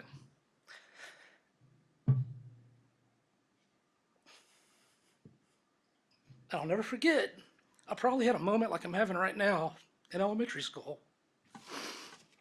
And it was a teacher that pulled me to the side, gave me a hug, and took care of me. And that's what y'all do. And we, the board, everybody else, we have to deal with, test scores and budgets and finances and so forth and so on. But when it comes down to it, that's what y'all do, is y'all take care of kids. Thought about Beth Parrish, my high school debate coach and theater teacher. She wanted me to go to, that's how big a nerd I am, wanted me to go to the debate camp one year, and couldn't afford it. But somehow she put together a fundraiser, and actually, I think it was just her, sent me to debate camp. And that led to law school and all the other horrible things I've done. But I just want to thank y'all for the opportunity to serve y'all for the last 6 years. It's been an honor, and y'all just keep doing what you're doing and keep continuing to make CSISD one of the best school districts around. So thank y'all so much.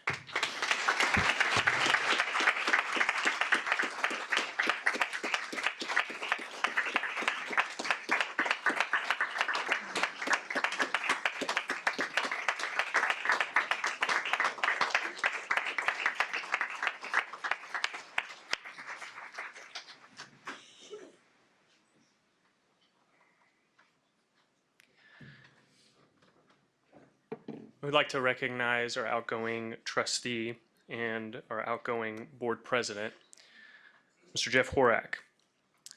Mr. Horak was originally elected to the Board of Trustees in 2019 and reelected in 2022. He served as board president for the past 4 years, and like Mr. Ben, guided the district and provided leadership for our community through challenging times, changes, and on behalf of the school district and the community and our families here, thank you so much, Jeff, for your leadership and the time and the effort and the sacrifice that you have also given to this community. And we can't thank you enough for all that you have done, all of the hard conversations that have to have, and all the hard decisions that you've had to make over the years. So we also have a token of appreciation to you from your fellow Board of Trustees, a nice little cutting board and a plaque from the school district, but I'd just like to turn the microphone over to you, sir.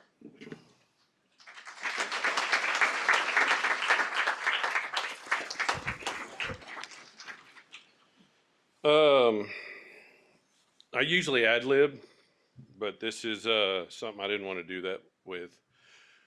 And I didn't use AI except to spell check. So, and it's ironic that Mr. Ben talked about giraffes because I'm going to talk about elephants. Not because I'm almost as big as one, because I have lost a little bit of weight, but elephants never forget. And I will never forget the last 6 years. So how do I summarize 6 years into a few minutes? The words that come to mind are passion, purpose, eventful, success, and moving forward. My sole reason for wanting to be a trustee was to be a resource for our school district and assist in any way that I could to guide our CSISD district forward. I'm proud to say that I feel like this goal has been accomplished. The opportunity to serve in this capacity has been a joy and a challenge at times. I never thought I would have worked for 3 superintendents during a 6-year tenure. The COVID event and many other obstacles have presented themselves over the years, but I always focused on what was best for our students and our teachers in navigating these times. One of the most significant obstacles was what direction CSISD should go when we conducted our 3rd superintendent search in roughly 3 years. The board in our district had to decide which direction to move forward, look within or look outside. After recommendation from the previous administration and the enormous amount of feedback we received from the community and teachers, we decided that it was best for CSISD to look outside for our next leader. Which brings me to today. We've made great strides as a public education school district in the state of Texas. Dr. Harkrider, along with the multitude of support staff, have evaluated and examined how our district function, inherited some items to address, and how our students are performing in all facets of being a learner. CSISD is now on a trajectory to be better than we have ever been and continues the vision of success for all students. Our administrators, teachers, and staff are doing amazing things for our students in a climate that is very much against public education. These folks will continue to make sure our district is a destination school district for all to model. CSISD is doing great things right here for our students and our teachers. I want to thank the trustees that I've worked with in the past and those that helped guide me as a trustee. Getting into this, you thought you knew what you knew, and you thought you knew everything about being a trustee. And very well was mistaken. That first December meeting in 19. We are entrusted with the success of our students, and y'all do not take that lightly. It is much appreciated by so many, even if we don't hear it a lot. Serving as a trustee is not about having an agenda or conforming to an agenda or a narrative. It is about making decisions that are best for student growth and outcomes. We gain as much information as we can to make those informed decisions to confirm that CSISD is doing better than the day before. The only way for CSISD to continue to flourish is if we all work together and not against each other. This is the only true way for success. We must stop being scared to do the right thing and continue to stand up for our students and ourselves. We all have a role in a student's life. As parents, we can't attack our teachers. They only want what is best for your child. As a teacher, we can't be satisfied with average student success. Education has changed, and we as parents and teachers must change with it. As administrators, we must continue to advocate for our staff and provide the best learning environment for the teachers and students.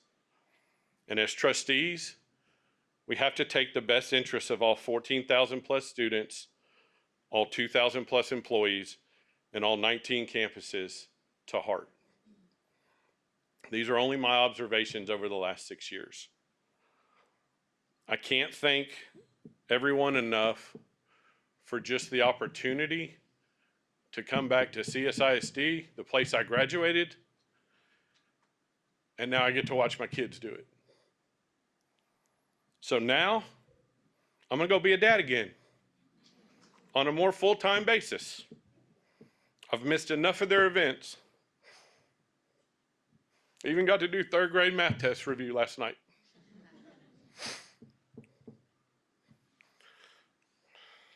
One of the best messages I received in the past few weeks was, I'm so proud of you. You gave your heart and soul to each person you talked to for the past 6 years. This is all I needed to hear to know I helped this district that helped me years ago. Thank y'all so much. I appreciate it.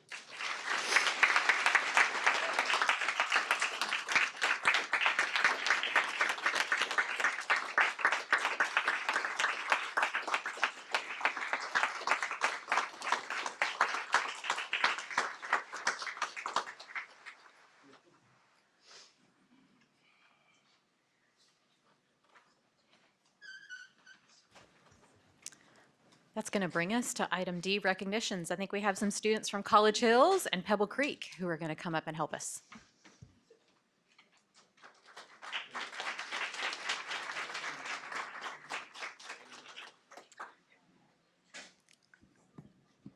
All right. Good evening, guys. My name is Amanda Allen. I'm the proud principal at Pebble Creek Elementary, and I have two amazing fourth graders here that I'm going to let them introduce themselves and talk a little bit about them. Good evening. My name is Taylor Crabtree, and I'm in fourth grade at Pebble Creek Elementary. I love to learn about reading. My favorite thing about Pebble Creek is the teachers. I'm thankful for the teachers and my friends.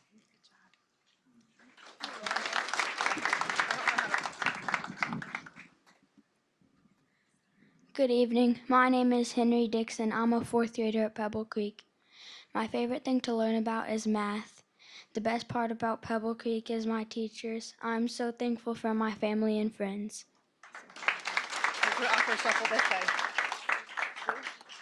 Hi, I'm Katie Allen, the proud principal at College Hills Elementary, and I have two students who are fighting over who doesn't have to go first right now. So I'll let them introduce themselves to you. My name is Addison Robbins, and I am in third grade at College Hills Elementary. What is your favorite thing about College Hills? I like learning from our wonderful teachers. My name is Vera, and I am in first grade at College Hills Elementary. What do you like about our school? I like Coda. Tell them who that is. They don't know who that is. Who is? It's a Turby dog. And what else do you like your teachers? My favorite thing. Nope. You're thankful for. What are you thankful for? I am thankful for my teachers.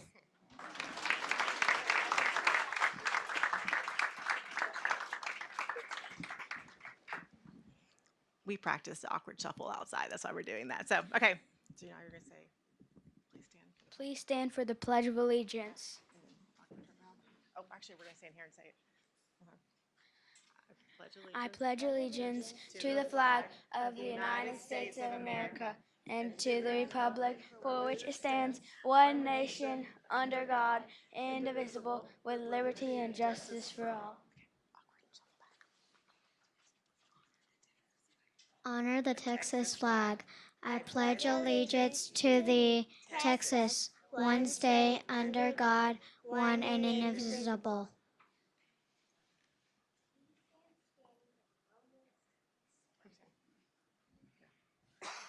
You may.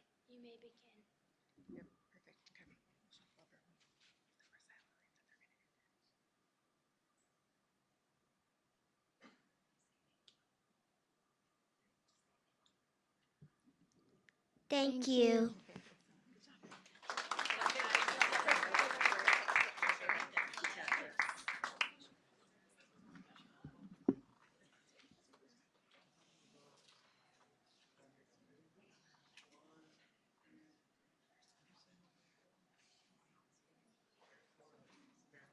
Stay right there.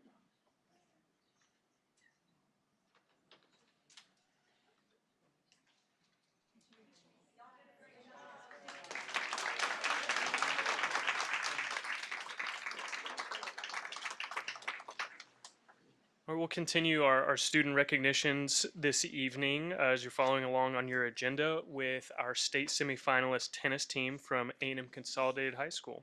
So tonight we're proud to recognize the A&M Consolidated High School tennis team for an outstanding season and a remarkable run to the UIL state semifinals. The Tigers finished the season with an impressive 16-3 record and earned their place among the state's best.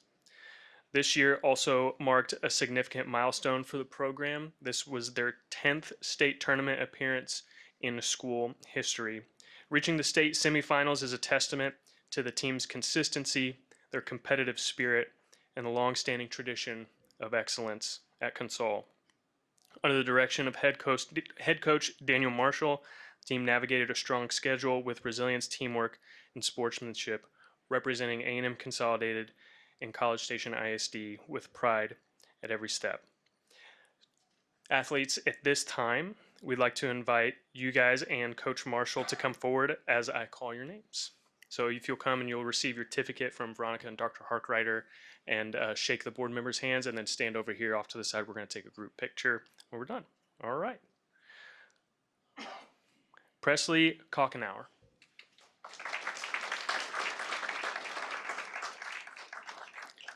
Peyton Freeman.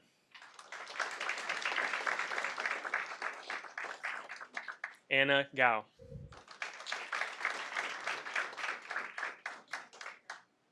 Samuel Ju. Catherine Hamilton. Sarah Hildebrandt. Matthew Johnson. Caroline Kleeman. Ryan Kleeman. Nene Lee. JJ Lynch. Gabby Meacham. Rudy Rapp. Caleb Reisner. Reed Schulzler. Lily Strickland. Nate Trineri. George White. Ruby White. Sarah Weir.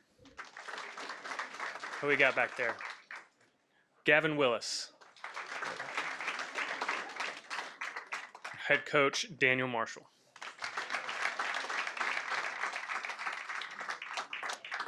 Your A&M Consolidated Tiger Tennis Team state semifinalists.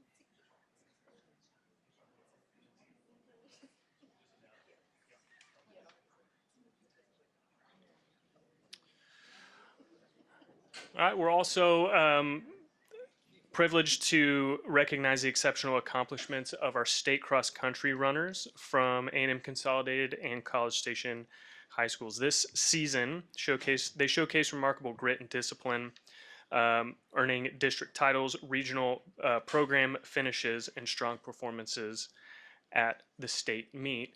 And Coach Branch is here from Consol, but I don't know if, do we have any of the Consol runners here? No, we didn't make it tonight. That's okay. We got lots of dual athletes in this district, and they're out playing basketball, I think, this week. But I do want to go ahead and recognize the girls team, and we'll give them a round of applause here in a second. But they earned their district championship this year. They finished second at region and finished 8th overall at the state meet.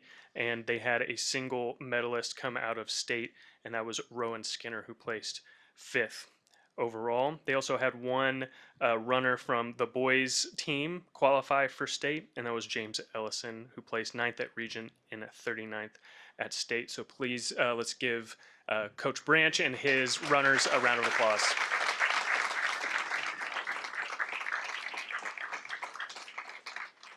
And then from College Station High School, we had 3 Cougar runners who qualified for state after strong performances at the regional meet. We're proud of their dedication, hard work, as well as their competitive spirit for earning a spot among the state's top athletes and carrying Cougar pride with them to the competition's biggest stage. So athletes, as I call your name, if y'all will come and be recognized. First, Justin Boatcalley.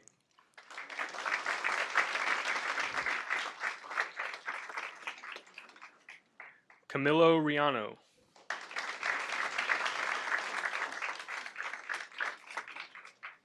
And Cindy Ramirez.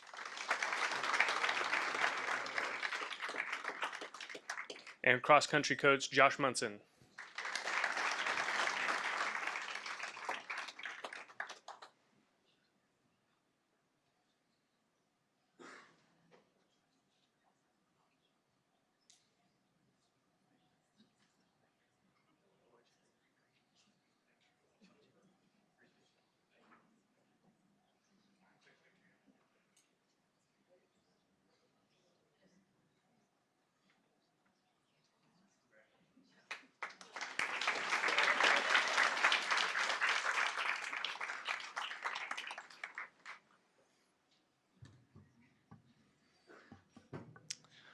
All right.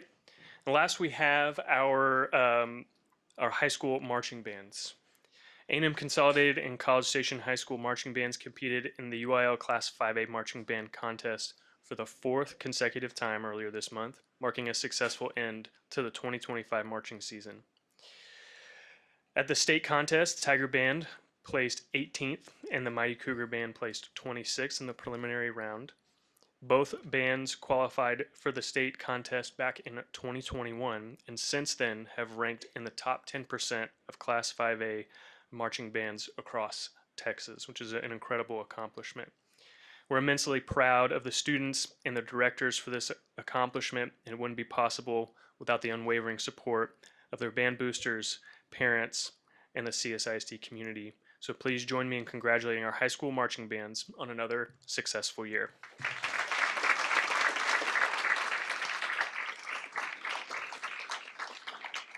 So drum majors and directors, if you'll please come and be recognized by the board as I call your name. From College Station, oh, there we go, sorry. We'll start with the College Station High School Mighty Cougar Band, drum major Isabella Visquera.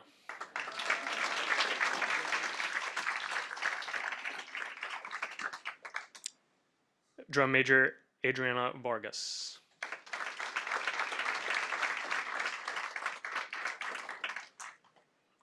All right, Addison, help me with your last name here. Puszczowski, Addison Puszczowski.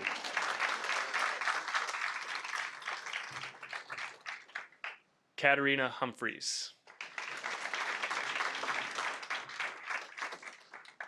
And the Mighty Cougar Band is led by John Seal, is the director, assistant director Michael Dixon, and assistant director Joseph Kahn.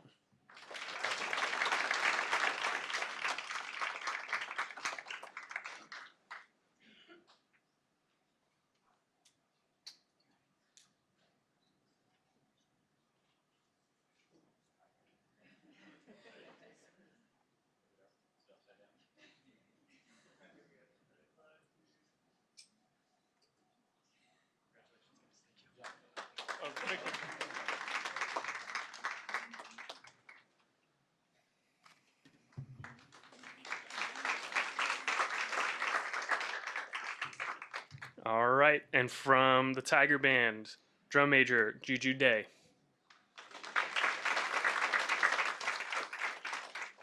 Sam Rhodes.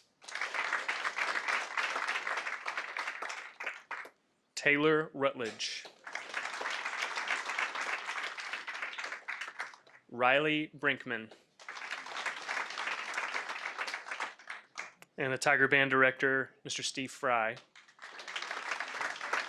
And assistant directors, James Benton and Cole Crofton.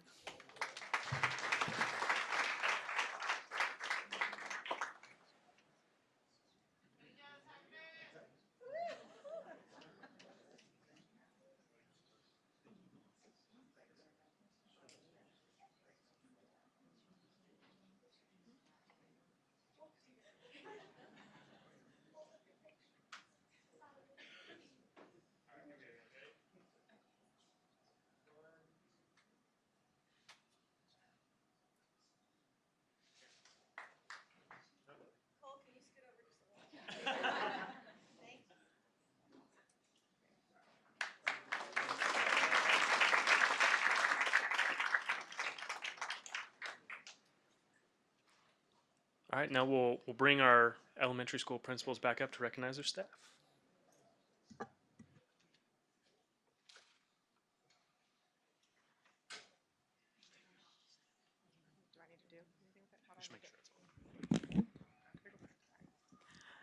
Awesome. Okay, so yes, I'm Amanda Allen at Pebble Creek, and I have Jordan Lawhoff with me. She is our assistant principal, and I have the great privilege. I will awkwardly scoot over. I have the great privilege of just appreciating our front office staff. So we have Abby Peavy, who is our secretary, and then Elaine Williams is our attendance clerk, and Kat Cross is our receptionist.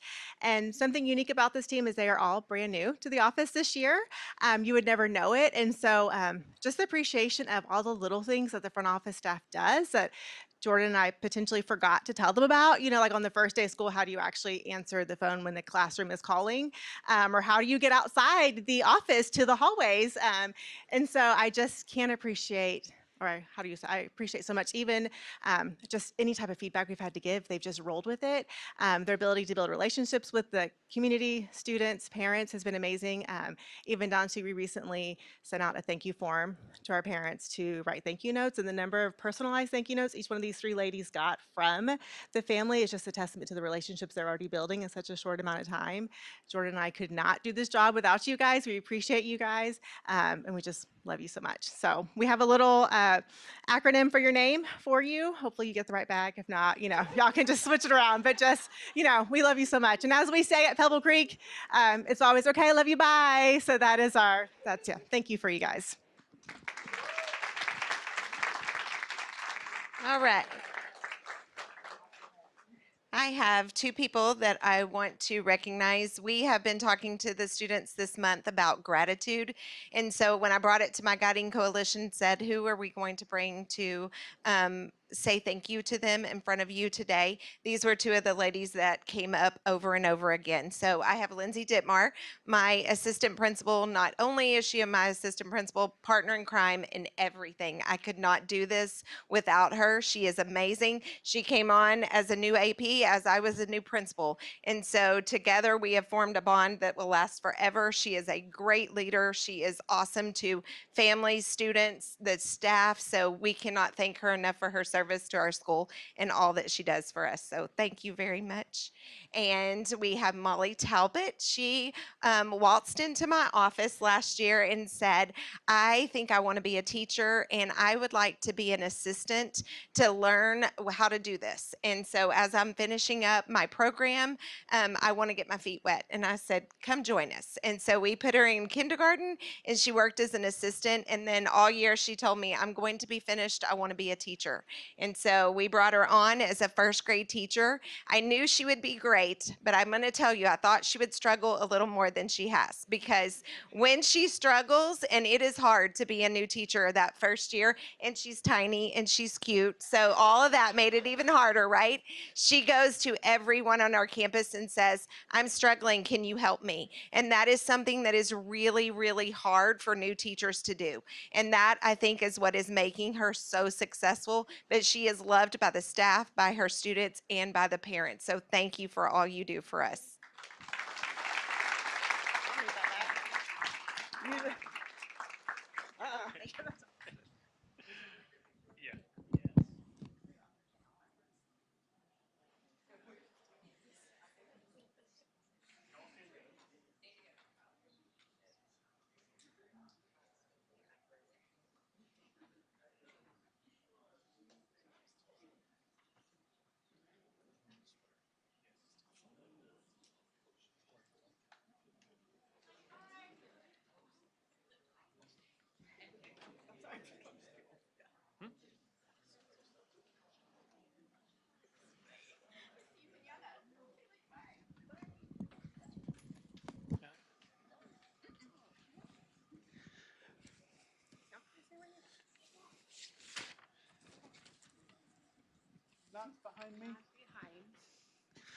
Good evening, everybody. My name is Chuck Longwell. I'm the driver supervisor at Transportation. With me is Shannon Coulthard, the director. And the two people we wanted to recognize as employees of the month for Transportation. It is with great pleasure that we recognize Kotisha Mack and Jessica Hampton as our employees of the month.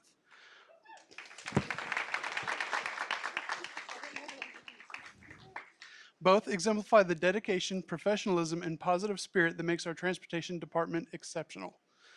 A little bit about Kotisha. Over the past 4 years with our transportation team, Kotisha has consistently demonstrated an unwavering commitment to both her role and the students she serves. Her reliability is unmatched. She is someone our team can always count on day in and day out. What truly sets Kotisha apart is her remarkable demeanor. She greets every day, every colleague, and every challenge with a genuine smile and positive attitude. Her calm, cool, and collected approach when working with her students creates a safe and reassuring environment that puts both children and parents at ease. Kotisha has built strong, trusting relationships with the parents of her students, maintaining excellent rapport through her consistent communication and caring nature. Parents know their children are in capable, compassionate hands when Kotisha is behind the wheel. Kotisha embodies what it means to be a team player. She is always willing to help wherever needed, never hesitating when asked to take on additional responsibilities.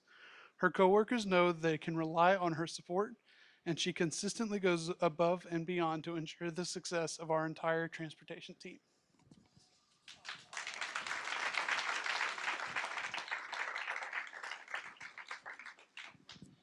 Miss Jessica Hampton.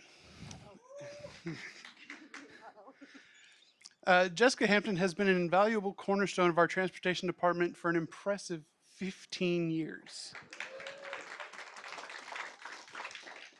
And she hasn't thrown me out the wall yet.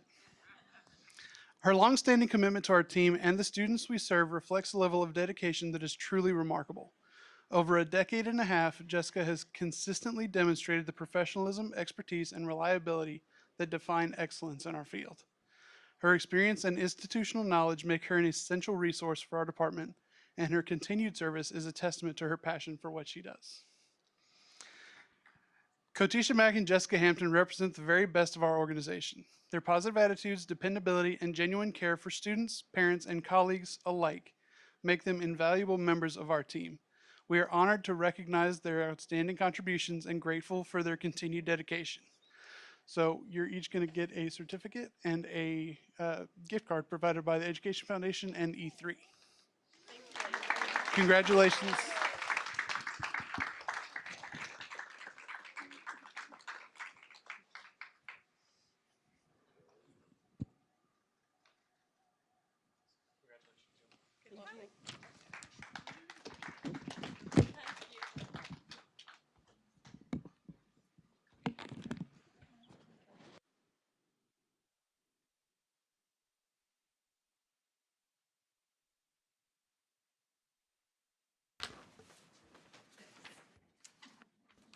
All right, I would also like to draw your attention to the artwork in the back of the boardroom. That is provided by students at College Hills Elementary and Pebble Creek Elementary.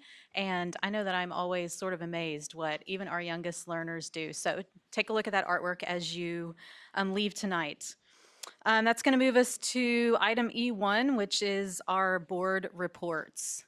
I can jump in and just say that we had the audit committee meeting at 4 o'clock this afternoon, and you're going to hear more from the auditor later, but we got to meet and hear that report a little bit ahead of time. So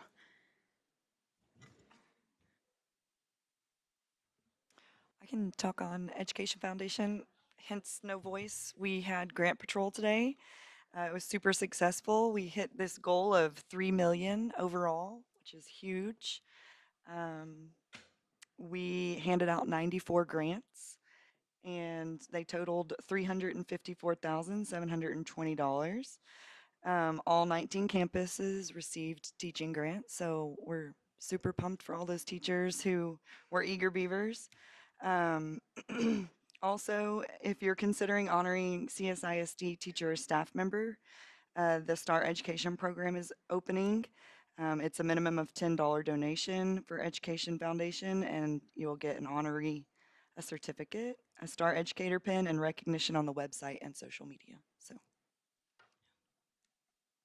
I guess I'll do two. Dr. Payne and I attended DIC again this month, and it's really kind of a repeat. Well, actually, we got some new stuff this time. We got a summary of a lot of the new courses that we're going to be seeing, a lot of them because of the new CT center and things that, new classes that we're going to be able to offer because of that. And of course, DIC then approves those, and now those are on our agenda to approve tonight. And then the other thing, of course, we talked about again was calendar. Had some good discussions about actually got to see some calendar options. Talked about ways to narrow those down. We get one more month in December to look at that from DIC, and then the understanding is then those options will come to the board in December before we put those out to our community to vote on. So that's where we are with that, I think. And then just yesterday was intergovernmental, and last month it was the Bryan Economic Development, and then this month it was our College Station Economic Development Representative. And, you know, as most of you know, a lot of the differences is that Bryan is bringing in some manufacturing. College Station is more of, you know, retail growth and still some construction growth, particularly with a lot of college residences. And so there was some discussion about how though all those new college residences, will they at some point free up some other houses throughout our community that may, because I think we discussed, and I think some of us are aware of this, the housing prices in this town are one of the things that is probably attributing to us our reduction in our growth rate, because it's harder to have new young families, or it's harder for them to find a place to live in this community. So there was some of that discussion. But I think just in general, though, lots of growth in this community, both from the college age side and then of the retirements, but missing some of that middle place where they would come into our schools. So, but lots of good things happening. I don't know if you want to add anything to that, Dr. Hartgrader. any other board reports? Okay, Dr. Harkrider. Yes, ma'am. We've got to recognize some outstanding students today and a couple other teams I want to draw attention to. Football teams that consolidated in College Station High School both won the first round playoff games last week. They both have second round playoff matches on Friday. Saturday, something that doesn't happen very often. We have Consol volleyball team is playing for the state championship at 11 a.m. Saturday morning in Garland. So if you're up for a road trip, head north Saturday morning. Excited about the opportunity for those young ladies. And also a big congratulations, College Station High School volleyball team, for another outstanding season. They made it to the fourth round this year. So extremely proud of both of those teams. Friday is a teacher workday, student holiday, which leads us right into Thanksgiving holidays, November 24th through the 28th. All right, we're going to move to item F, which is hearing of citizens. We do not have anyone registered to speak at this meeting. That's going to move us to item G, the consent agenda. On the consent agenda, we have item H, J2 through J5, and K3 through K10. Motion approved as presented. Second. I have a motion and a second. Do we have any discussion? Yeah, can I get J2 moved off of consent so we can discuss it? J2. Yeah, sorry, it would be J3. J3. Yes, thank you. J2. J2 and J3. Okay, we're going to move J2 and J3 to when they come in that part of the agenda. And our consent agenda will now be item H, item J4 through J5, and items K3 through K10. Does that sound right? All right, can I have a motion? Motion to approve is presented. Second. Okay, I have a motion by Dr. Payne and a second by Ms. Simmons. All in favor, say aye, and we do need to raise our hands. Aye. Any opposed? Okay, the consent agenda passes 7-0. All right, that's going to move us to item I1, which is consideration, discussion, and possible action related to new middle and high school course approvals for the 26 to 27 school year.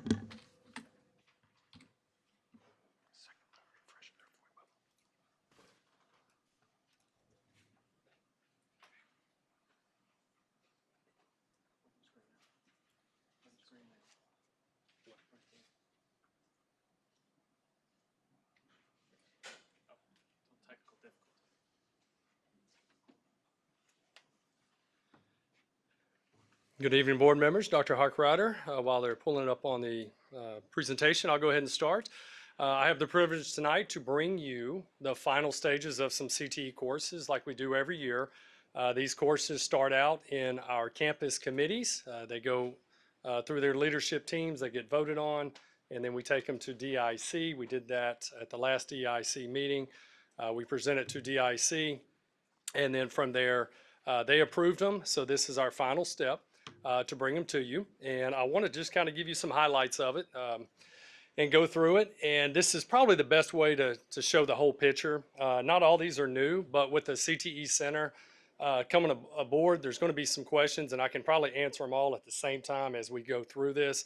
And of course, at the end of this presentation, I'll answer any questions, and then I'll ask, hopefully, you guys will approve this, and we'll put it into our course guide.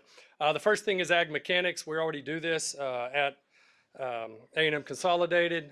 We will move this out to our upper level, out to the new CTE Center. But if you look at the very bottom, that's the biggest thing I want you to see is it is no longer a CTE transfer program. For those of you that are not familiar with the district, over the many years, we've had a lot of CTE programs that you would transfer one mascot to another for. We're very thankful that we're able to now offer this where our kids can stay home at both College Station High School and at Consol. There is no new classes on that one. The next one is a really simple change. We've been offering Build Tech for a while. Build Tech is really, if you read the TEKS, it's really towards facilities maintenance, which is a great program. But our kids want a little more framing, a little more electrical, a little more plumbing. The best thing that we can do is change that course from Build Tech into construction technology. That gives us a little more freedom to do some hands-on stuff with that. And if you look at the very bottom of that, it also says this is no longer a CTE transfer program. So that's a great win for our district as well. The next one is a brand new thing that we will be doing at our CTE Center is our automotive programs. For those that don't know, we've been busing kids to Bryan ISD for the last 5 years so they could go ahead and take those automotive courses. So we don't have any new courses because those were adopted years ago. But if you look at the very bottom, we do need to add the practicum and transportation system. And you'll notice that everything will be housed out at the CTE Center. This is our welding. We're very excited that we will have welding in our district as well, just like automotive. We have been busing those kids to Bryan ISD. Because of our new CTE Center, we're going to be able to teach those kids in-house. We don't have really any new courses because we've been doing this for many years. But again, just wanted to let you know this is a change of location. We'll no longer have to bus to Bryan. We will teach them out at the CTE Center. This one is brand new to us. Very excited about this. This is the #1 request I've had from principals and counselors since the minute I have worked here. Everything I'm asking today is new. We have not bused kids anywhere for cosmetology. There are a lot of different courses, and let me explain why. And the other thing is, let me back up. On the CTE Center, this is a sophomore through senior program. We'll bus kids out there. They can drive just like we're currently doing Bryan CTEC. What's important about this is cosmetology for their Texas Department of License Regulation, they do have to get 1,000 clocked in hours. If you do the math at 177 school days in a double block, triple block, you are pushing the limits at perfect attendance to make sure you get this. So it's very important that these are 2 and 3 block courses. That's why you'll see 2 and 3 period. We also have not hired yet. So we need to make sure that we have kind of a handful of courses that, depending on that teacher that comes in, you'll notice at the bottom where it starts talking about nail care enhancement, spa services and all that, aesthetics. We need to make sure that we have those on the books because that teacher may come in with that background and we don't want to delay our kids learning another year to bring this to another formal thing. So we're very excited about that one. A couple of quick things at College View. We're excited about this. We need to continue to do what we can to enhance College View. So Animation 1, Animation 2, Practicum and Animation, those have been taught many, many years ago, kind of bringing some of those out. But the big one is that digital art and animation. We're really excited about that. We have a lot of kids interested in it. It's pretty straightforward. And then over at both Consol and at CSHS, our video game design, we need to also add that digital art and animation. If you'll look in the parentheses, it's very important. It does count as an art credit. That's a really good thing. So a kid will get the CTE credit and the art credit. We visited, of course, with Mr. Heeks before doing this. It helps out the art teachers overflow and different things.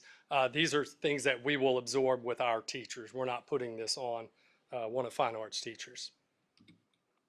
And then over at Consol, we do teach cybersecurity, and we need to do a couple of tweaks to stay with the times.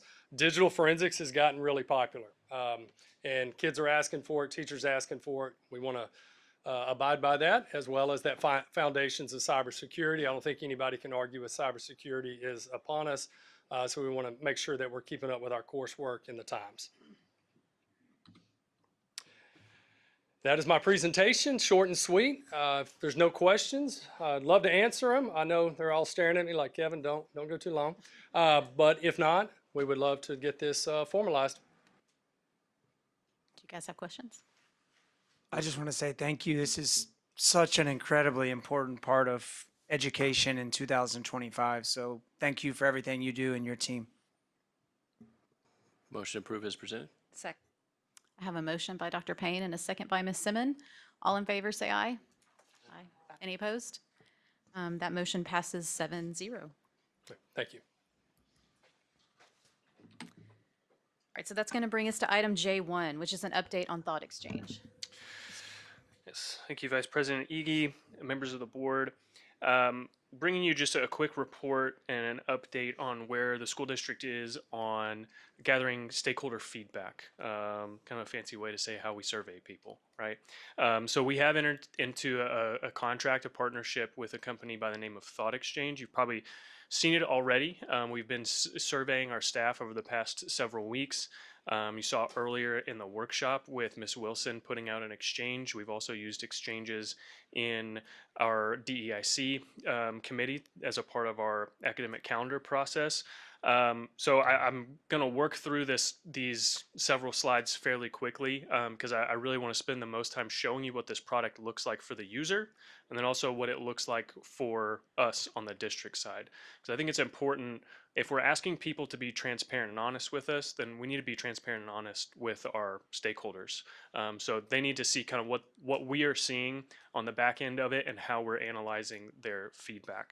So I just want to center the conversation here and let everybody know that, you know, the strategic plan that was developed in 2021 is still ongoing, and this is a continuation of that. And so these bullet points here are pulled directly from our core beliefs and shared commitments that were outlined by our community in 2021, promoting community engagement, recognizing the diverse perspective of others, demonstrating mutual respect, encouraging and strengthening communication, fostering student voice, and using technology to enrich educational experiences.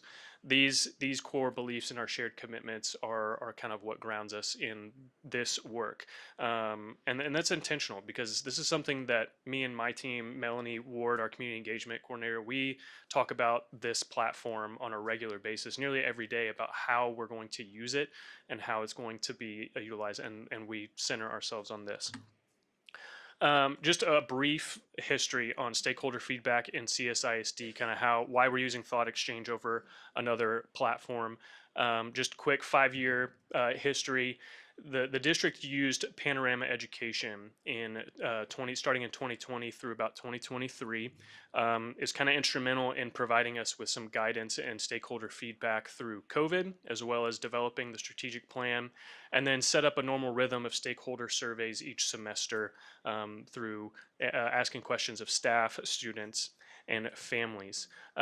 We took a gap year with our survey platform and didn't renew in 24. And we started using just some in-house products. We're a Google district, so we heavily rely on Google Forms. We had developed a new website through Finalsite, so we're using their survey platform. Our technology department is incredible. Kelly Derrick does an amazing job of creating in-house surveys. And then we also did just some kind of grassroots listening session survey type of visits to our campuses last spring, visited all 19 campuses in the spring of 2025. So that kind of leads us to where we are right now. At the end of last school year, we sat down kind of as a cabinet group. Dr. Harkrider and I had several conversations about identifying priorities for continuing to get feedback from our stakeholders in a meaningful way. And so we kind of talked through some of these priorities: transparency through the process, publishing results, taking actionable steps, understanding what people think and feel, but also why. And so that was a big part of it. It's great for us to be able to have people rank how they feel on a 5-scale rating. But if we don't understand why they chose that 1 to 5, then we're just making an assumption. And so we have to be able to dig a little bit deeper into that. We also were looking for some kind of platform that was going to give us some flexibility to do more than just one survey a semester. It's hard to remember how you think and feel from August to December and from January to May. And so we wanted to be able to kind of change the culture of feedback in the district and use a platform more regularly. It's also really important for us, one of the things that we recognized as we were having a gap year and using a third party was that, anytime we're looking at open-ended feedback, we're people, we're humans, and it's not just me or Melanie or Dr. Harkrider or anybody else. Like, we all have bias, and so we wanted to remove that and use a third party that was going to interpret the data in a meaningful way for us as well. It's also important for us when we're spending money in the district to understand how we measure the benefit of the tool that we purchased. I think it's great for us to be able to say, yeah, we're going to do a survey once a semester and gauge how much we improve on different topics. And that is a definite benefit to the culture and the climate of our school district. But is there a way for these tools to pay for themselves? And we'll kind of get into that. We talked a little bit about in the budget workshop, and we'll talk about how this can be used to help develop some of those strategies. And then really the biggest challenge that we're facing right now is understanding, why is enrollment declining in College Station? How are we going to be impacted by vouchers? How can we address absenteeism and recruitment and retention? And so from those priorities, we started having some initial conversations with a few companies looking back at our Panorama data and what those contracts looked like. So we started with Thought Exchange. Dr. Harkrider and I both had some experience, at least tangentially, with Thought Exchange, and we're aware of it. So we wanted to have an introductory meeting with them.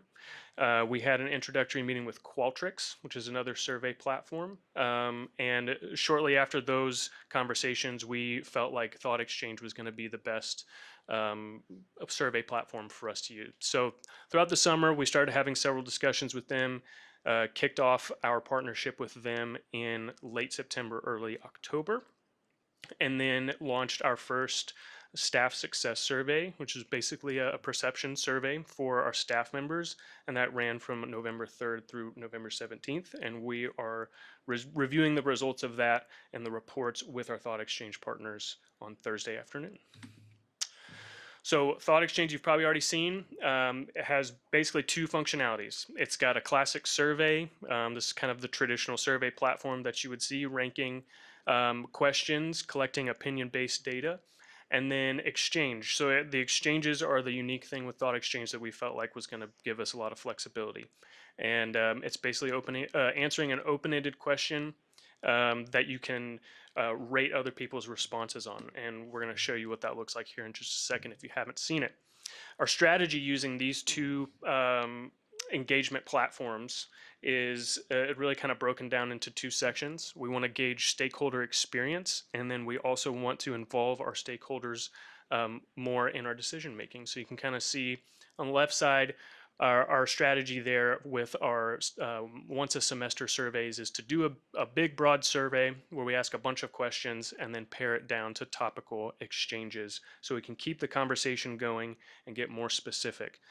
And then on the other side of stakeholder experience, we want to address things like chronic absenteeism, ask parents, why are your kids not coming to school? Ask teachers, what do you hear about kids not coming to school, so that we can understand that and then develop better relationships with our families to help them to understand the importance of coming to school and how we can support them through that. Thought Exchange also developed a new enter and exit survey interview platform that we're going to start beta testing with them in the spring. And then through all of this, we're going to be using this feedback to understand why people choose College Station ISD and using that information as our community's voice as we market our school district going forward. As far as decision making, we're using exchanges to get feedback on things like our academic calendar, our budget, professional learning, parent engagement, the communication tools that we have across the district, and how we plan our initiatives and programs. So really quick, if you've got your phone, scan that QR code, and I want to show you what it looks like. Audience, if you're watching on YouTube, you can see that. I want y'all to participate in this question. Think back to your time in school and tell us what your favorite food in the cafeteria used to be.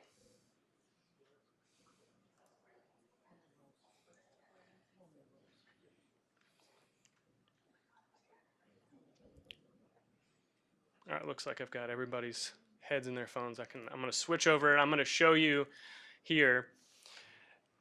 So this is the user experience side. So this is an exchange and we're just asking one question. We're not asking any demographic information. We're not asking for what school you're at, what your email address is, what your name is. We're just asking for the substance of what you think and feel, right? So you're going to click through some of these things and you can see some of the thoughts that have already been shared.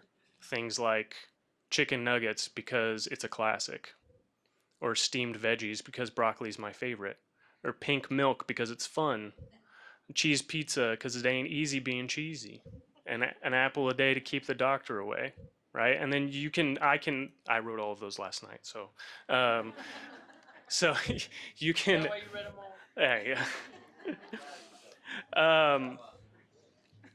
The great thing about the exchanges is that it's not just one answer. So if it's like, I've got lots of answers, got lots of feedback, budget priorities that we just shared. If you've got lots of priorities that you want to consider, great, you can use it as much as you want.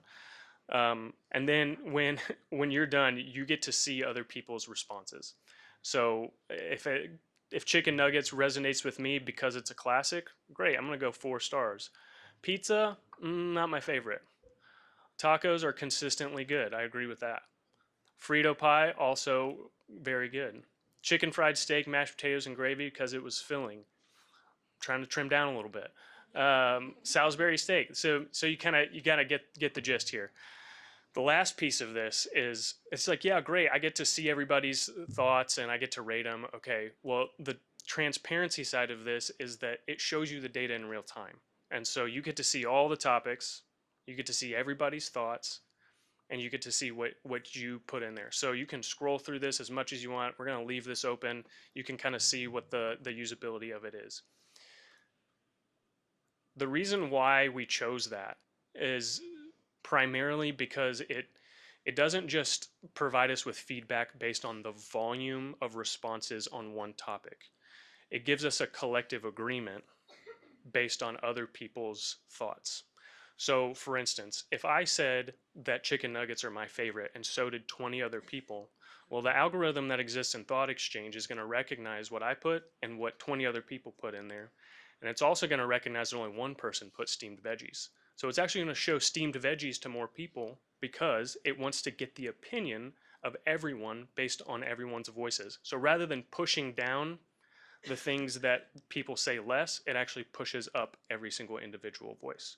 And so that's what we wanted to see. We wanted to see not just what's the loudest voice, what are people saying that participate in these surveys the most.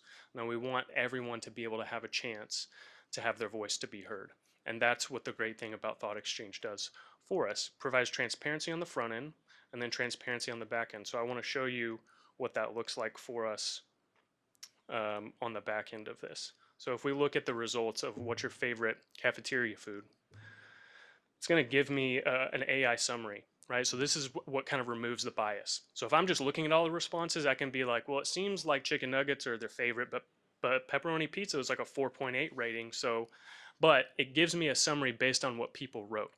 So it says responses highlight a variety of cafeteria favorites, including Big Daddy's pepperoni pizza, steamed veggies, particularly for broccoli, preferred by some. Pink milk is favored for its playful aspect, and then you can kind of get into that.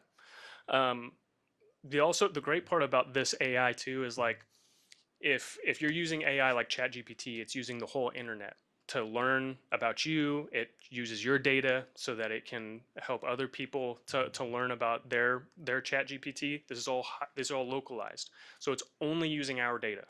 So it's only using things that we say. And then anytime someone shares something that may be too personal, it flags it and we can shut it off. So we can shut off if someone says something specific about their student, something about their personal life that may be too personal for other people to see, and it won't show it unless an admin says yes, that can be shown.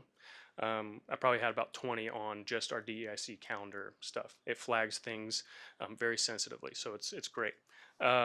So that's kind of the back end. There's a lot of other tools. You'll see the reports when we release the results of our staff survey, but it's a great and robust tool that's giving us a lot of resources to be able to tackle some challenges and have continual conversations with our community. Now, big questions here that come up. Privacy.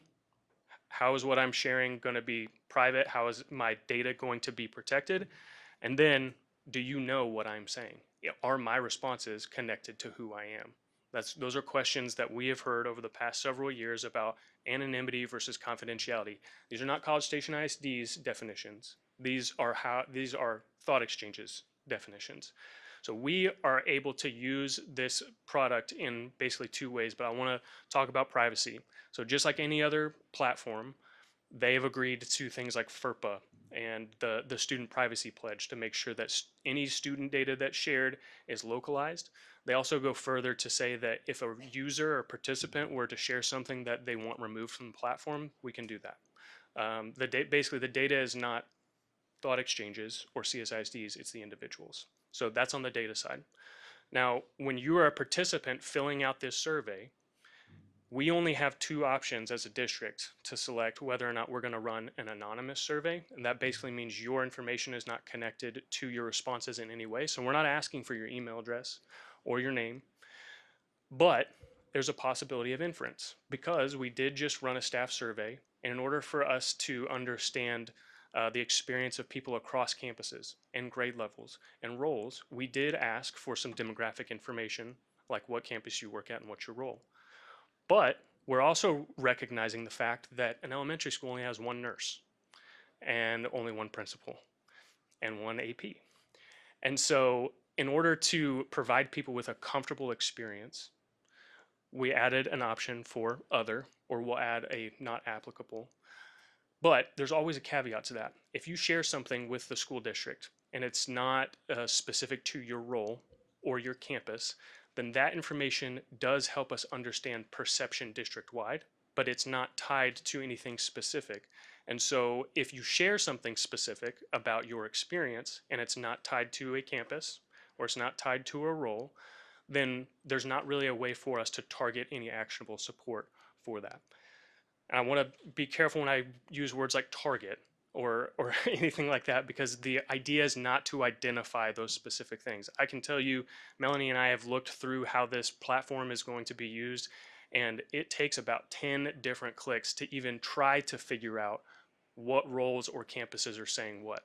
Because in reality, as the district, we're looking at how does this reflect upon the leadership that we're providing? How does it reflect upon the support that we're giving to our campuses, right? And then as we roll this out to our campuses, we're going to be giving them the same level of resources that we want our staff to feel comfortable. And so again, these are thought exchanges definitions. We don't have any use cases for confidentiality right now because that ties individuals' names and email addresses to the responses. And we want to keep things fair and easy for people to use. So how are we going to use this feedback? So we're going to gather feedback from our stakeholders. We're going to review that analysis. So we're going to do that for the first time for a survey on Thursday with Thought Exchange. And then we're going to use Thought Exchange's reports to publish those publicly to our website. Okay? That's an important part, because if our community can't see what our staff feels or parents feel or students feel, then then there's not that level of transparency. We ask them to be transparent. We also have to be transparent. It's their voice. So we're gonna publish that in a way that is reasonable for us to do. So again, we're not gonna be identifying any specific campuses or roles in that aggregate report. It's gonna be district-wide. Then a part of that publishing of results, we're going to identify action items, and we're going to start taking action. So a lot of that action initially is going to be asking more questions. Rather than just going based off of a percentage point that says, we improved from 75% to 80%, we need to dig into why did that grow or why did that dip? Why are we improving or why are we not improving? So that's the use for this platform. So you can kind of see our next steps. We've got several things in the queue, including attendance and chronic absentee exchanges, onboarding exit interviews like we talked about, and then rolling this out to our campuses and departments for use in collaboration with the communications department in the spring. Any questions? So I know in the past a lot of surveys have gone out like to parents through email. So is that still, I mean, I'm seeing a QR code here in a meeting that obviously you can do, but are you still going to be sending these out? Like how is this going to get out to parents and community members? So our first use case was with our staff, and we sent them an open link. So it was just, here's the staff survey and here's the link. We'll be sending it out via email and text message to our parents, and then we're going to work directly with the campuses when we get ready for a student survey. This will also be posted on social media as well. Do we have a limit to the number we can use, or can a campus, will they have the ability to send out their own personal surveys? Yes, there's not currently a limit right now. The only limitation that we have is some of their products are in beta, and so we try not to overextend ourselves in trying to understand a product that we're not an expert in, and so we'll make sure that we integrate that process with Thought Exchange if they want to develop something that's more advanced than what Melanie and I can help with. Pretty much want to just say thank you. I think feedback is important for anybody and any organization that wants to, get better. And this is an interesting new way to do it, but I think I love some of the things you mentioned about some of those key things you highlighted in the strategic plan that it really helps meet some of those goals, I hope. But also that, like you keep saying, focusing on the why some people feel waste, because that's the only way we can help make decisions to make things better. So I really appreciate that, and some of the helping us with decision making too, getting input. So lots of positives. So thank you for sharing it with us. I didn't know so much was going on for way back in June, but it was nice to see it coming out, and I hope our staff and our community help us utilize it to provide feedback. So thank you. Do you have early numbers back on the staff success, just the percent who participated? I don't have a percent, but I have a number. We were around 680 total respondents, which means they started the survey, and we were close to 400 who completed. Out of roughly 2,000, is that right? Or So this was just campus-based. okay. So this was if you have an email address that's attached to a school, then you got the survey. I think our guesstimate was 1,200 or so. I don't know how many. So about a third. Yeah. So this, I'm sorry. So 400 out of 1,000 finished it. Right. So Yeah. Usable. Oh, they did some. They didn't just like put their name. Correct. Got it. Whatever they completed is still useful data. Perfect. Yeah. That's great. Thank you. So security parameters on this, and I'm familiar with Thought Exchange and Qualtrics. So a survey is limited one-to-one to an ISD email account. In other words, could on the staff survey, the link be forwarded and someone else complete the email, or is it limited to one submission per a CSISD account? Yeah, so we had that option to link everybody's email accounts to Thought Exchange. We opted not to do that for a couple reasons. One, it would have slowed our process to be able to launch this product and start using it feasibly as quickly as we started paying for it. Would have put our lead time a little bit back so that we may have missed being able to survey people this semester. The other part of it is that the perception of folks' email addresses being connected to a platform. I'm getting an email directly from this platform, therefore you know who I am. We wanted to remove that perception. So yes, it is open. So feasibly, yeah, a staff member could share that link with somebody else, and that may skew our data a little bit, but it would be anecdotal, hopefully. And we'll play around with it and see what the best use case is for it. But right now, we're not going to be connecting our district email addresses to that platform for those reasons. So, which I understand the reasoning, and I don't disagree with it. I guess my question as to how do you then manage repeat submissions and/or ensuring the submissions are coming from faculty and staff that it was distributed to? I'll be perfectly candid with you. Obviously, my wife is a staff member, and I could access the staff survey from my Gmail account. So my question is how do we ensure the validity of the results when it's so open-ended, so to speak? Because, I mean, to me, that could be manipulated. Manipulated by the respondents, you're saying? Well, maybe it's not all staff or staff are submitting multiple times, whatever the case may be. It doesn't seem like it would capture it, yeah, anyway. Yeah, we'll review the results to see if we feel like that were to happen. Right now, we want to build trust with the product, and we want to make sure that our staff does feel safe in this process. And we had several conversations about whether or not Thought Exchange was going to get access to our email addresses initially.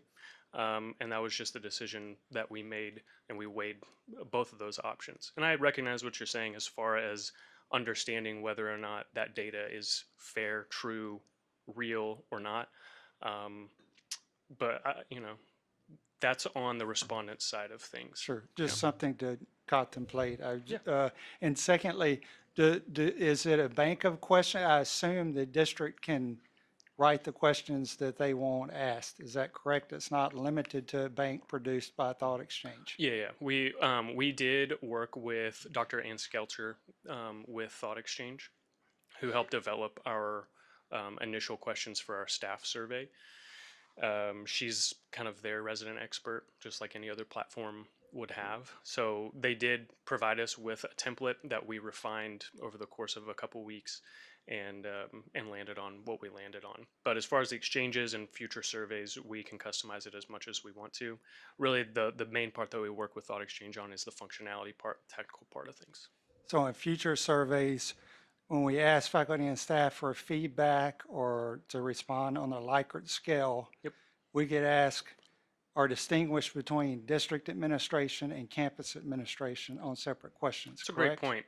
Our preliminary data was able to distinguish that simply based on people's open-ended questions, but we recognize that that needs to be a differentiator for folks to be able to say, I have certain opinions about my boss and I have certain opinions about their boss. Okay, thank you. I think it's a wonderful product. Just So to that point, it just makes me wonder when we were sending out surveys before, did we have the ability to limit people to only one answer at that point? Like if I as a parent got the calendar survey before, could I have gone in and answered 3 or 4 times? Well, the calendar survey, I'm not exactly sure. That was, I think, was developed in-house. But if you're talking about using Panorama or I'm just any trying to other- figure out how this issue compares to other survey platforms we've used. Is it unique to this, or has that always been the case? No, I think it's a choice. So usually they'll provide you with either the option to create just an open link not connected to people's identities, or you can connect it to people's identities, and so that it limits just one survey response. We would hope that our staff, families, students, that they would see that we are being earnest and honest and transparent through this process, and that they would have mutual respect for us when it comes to using the platform, and that they would just respond one time and be fair with it. Yeah. One thing to consider when you do research is if you get anyone to respond, it's a good thing because most of them don't. So anything over 10% is astronomically successful in most cases. I can't imagine that, I'm sure some may have an agenda to do it over and over again, but that's a big time suck that I don't think most people would want to do. Our feedback from current employees were past survey instruments that were used tied to their email addresses they were not fans of. Yes. That's the trade-off, right? Yeah. One just quick question. Is this an annual fee that we would pay to continue this? Okay, Yep. so we've got 1 year going and then we'll see how it, We did sign a 2-year contract 2-year, okay, because we thank felt like getting involved at this point, especially with us wanting to having an impact on attendance, vouchers, all the things, we needed to have a 2-year look to see if it's viable and feasible for us. It was a price break by doing it that way. Other questions? Thank you, Mr. Dunson, for working on this. I appreciate that we are making some strides to try to get some good survey results, and I would hope that our community would hear that and would give you guys some good responses. All right, we're going to move then to item J2, which is consideration, discussion, and possible approval of recommended amendments to the District of Innovation Plan. J2 is tied to J3, so we need to Okay. discuss J3 first. Okay, so let's talk about J3, which is consideration, discussion, and possible action regarding changes to board policy FDA local. Are you going to take this? No, you wanted it removed. Yeah, I'll jump in. Ask Okay. questions, sure. Yeah. So I appreciate being able to pull this off of the consent agenda. Obviously, the transition like this is always challenging, right? We get the agendas, I think, on Friday, start digging into all the links, understand what we might need to vote on. And this was kind of the big one that popped up to me. So I had a good call with Tim yesterday. I really appreciate Dr. Harkrider taking time to answer some of my questions. I think that for me, I still have a number of questions about open enrollment that didn't feel clear. So I love the innovation. I love the need to, I think we have a huge need to be creative. We've talked about that. I think that cannot be overstated that we need to find new ways to create revenue. I think the uncertainty for me comes around just how little clarity we have about what this looks like. So I understand we don't know how many students would be interested, but we're making a lot of assumptions about revenue without really any idea of how many students might come, which feels tricky.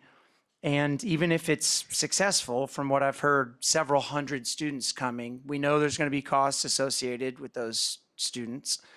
And the real revenue might be 0.5% of our annual budget. So for me, I'm curious, we make money on it. Let's say we do make money, which would be great. even though we don't know how many kids there might be and we don't know how much revenue we might make. All I've heard is this will make us more money, this will make us more money. And I think my question is, at what cost will it make us more money? And I haven't heard that direct line yet between, with this money, this is how we'll make the lives of students and teachers better. It's just been, this is a revenue source. And if it doesn't, every parent I talk to, I try to reach out to a bunch of my colleagues and friends who had kids in the district and just said, hey, what do you think about this? This is what I know about it. They had a pretty consistent feedback, which was, how does this make my kids' experience better in CSISD? It was kind of their final, the money's fine, it's great to have more money, but at the end of the day, if it represents such a small fraction, I think it would be $50 or $60 per kid. How does that make life better in the district for my kid or for teachers? And I honestly couldn't answer that question. So I wanted to at least pause there and not just vote yes without having that conversation. Let me clarify one thing first. Number one, there's been no assumptions with any revenue. That's why we need the policy approved now, so we run the application window in December and January. Then we know how many kids would meet the criteria to be accepted. Then at that point in time, we could run revenue projections, staff implications, and have that information by the end of February. I'm not for sure what you're meaning, only $50 to $60 per child. We would get the full basic allotment per child, not $50 or $60. You're talking close to $6,200. Sure, I'm saying spread across the whole district if you factor in how many kids we have in the entire district.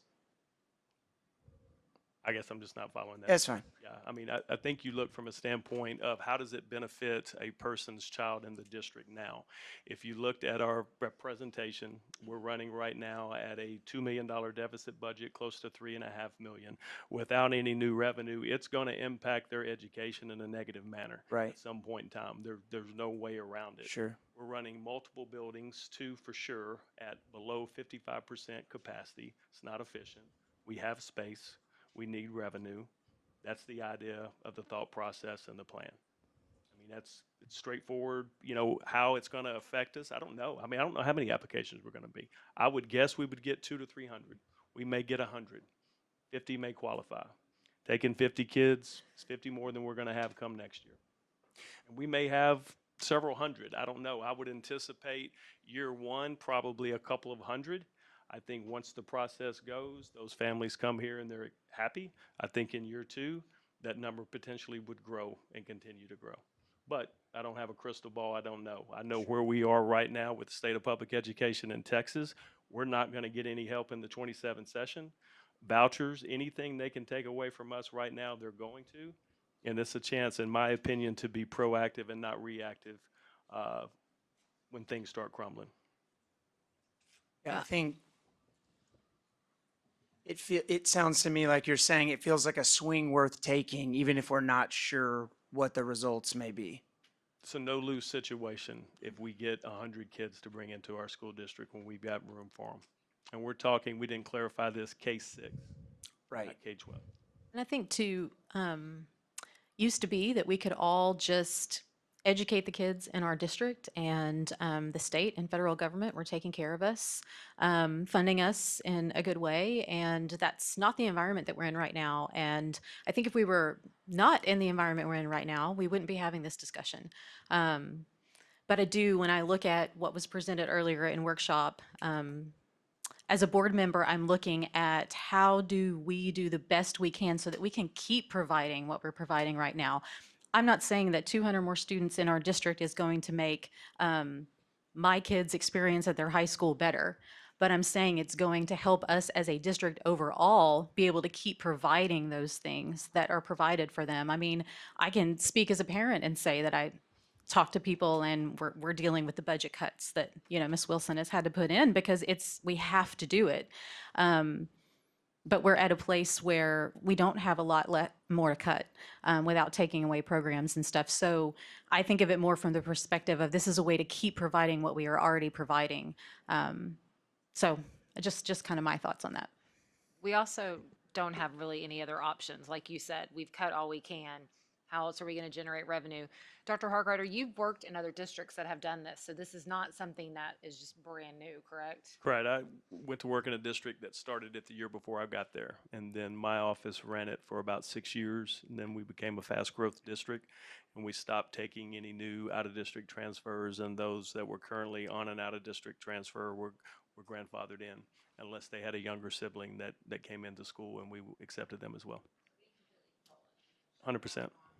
Yes. Part of the DOI plan, which jumping ahead, but part of the change on that is currently a transfer is for 1 year regardless. We can amend our local policy where a transfer can be revoked at any point in time during a year for discipline or attendance issues. And I would also, go ahead. Sorry. So I completely understand the concept, and you point on is there's no other way to truly generate revenue. And I also understand if enrollment continues to decline, property values are not going to go down. And unfortunately, I have been sitting up here when we had to send local money back to the state due to recapture. So I know that becomes a risk as well with enrollment. So I think, and Chris, you can correct me if I'm wrong, what's difficult for Chris and I is just to take action on this, and we haven't really been involved in previous conversations. So it provides, it's a challenge for us to just try to understand as best as possible how this is going to be framed up. So I completely understand the financial implications. I guess I think what would relieve, because I started getting calls like 2 days ago, and I tried to explain to people a bit, having watched the workshop last month where y'all discussed this. I'm not sure it was discussed previously in detail or not. I wasn't aware of previously, so I tried to articulate the things that I could gather from the workshop, right? So for me, I think if I'm just sure of, or maybe it would help those that ask me the questions or generated just angst. So this will be K through 6 only, which you said several times. Then advance up as they're with us. Right. So, and that's something I want to follow up on in just a minute. K through 6, and you can apply 3 different markers for determining the approval of the transfer, which would be attendance.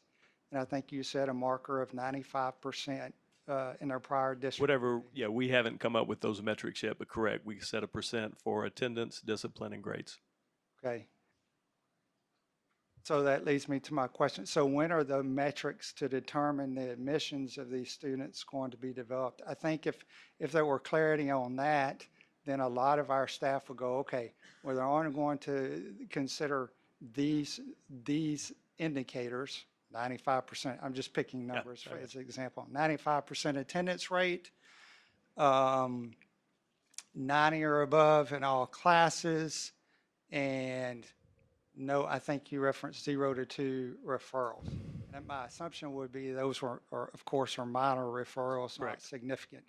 So I think if there are some true, it is going to be these things, boom, boom, boom, boom, boom, boom, and these things will get it revoked so that people truly understand the framework of which we'd be considering these students.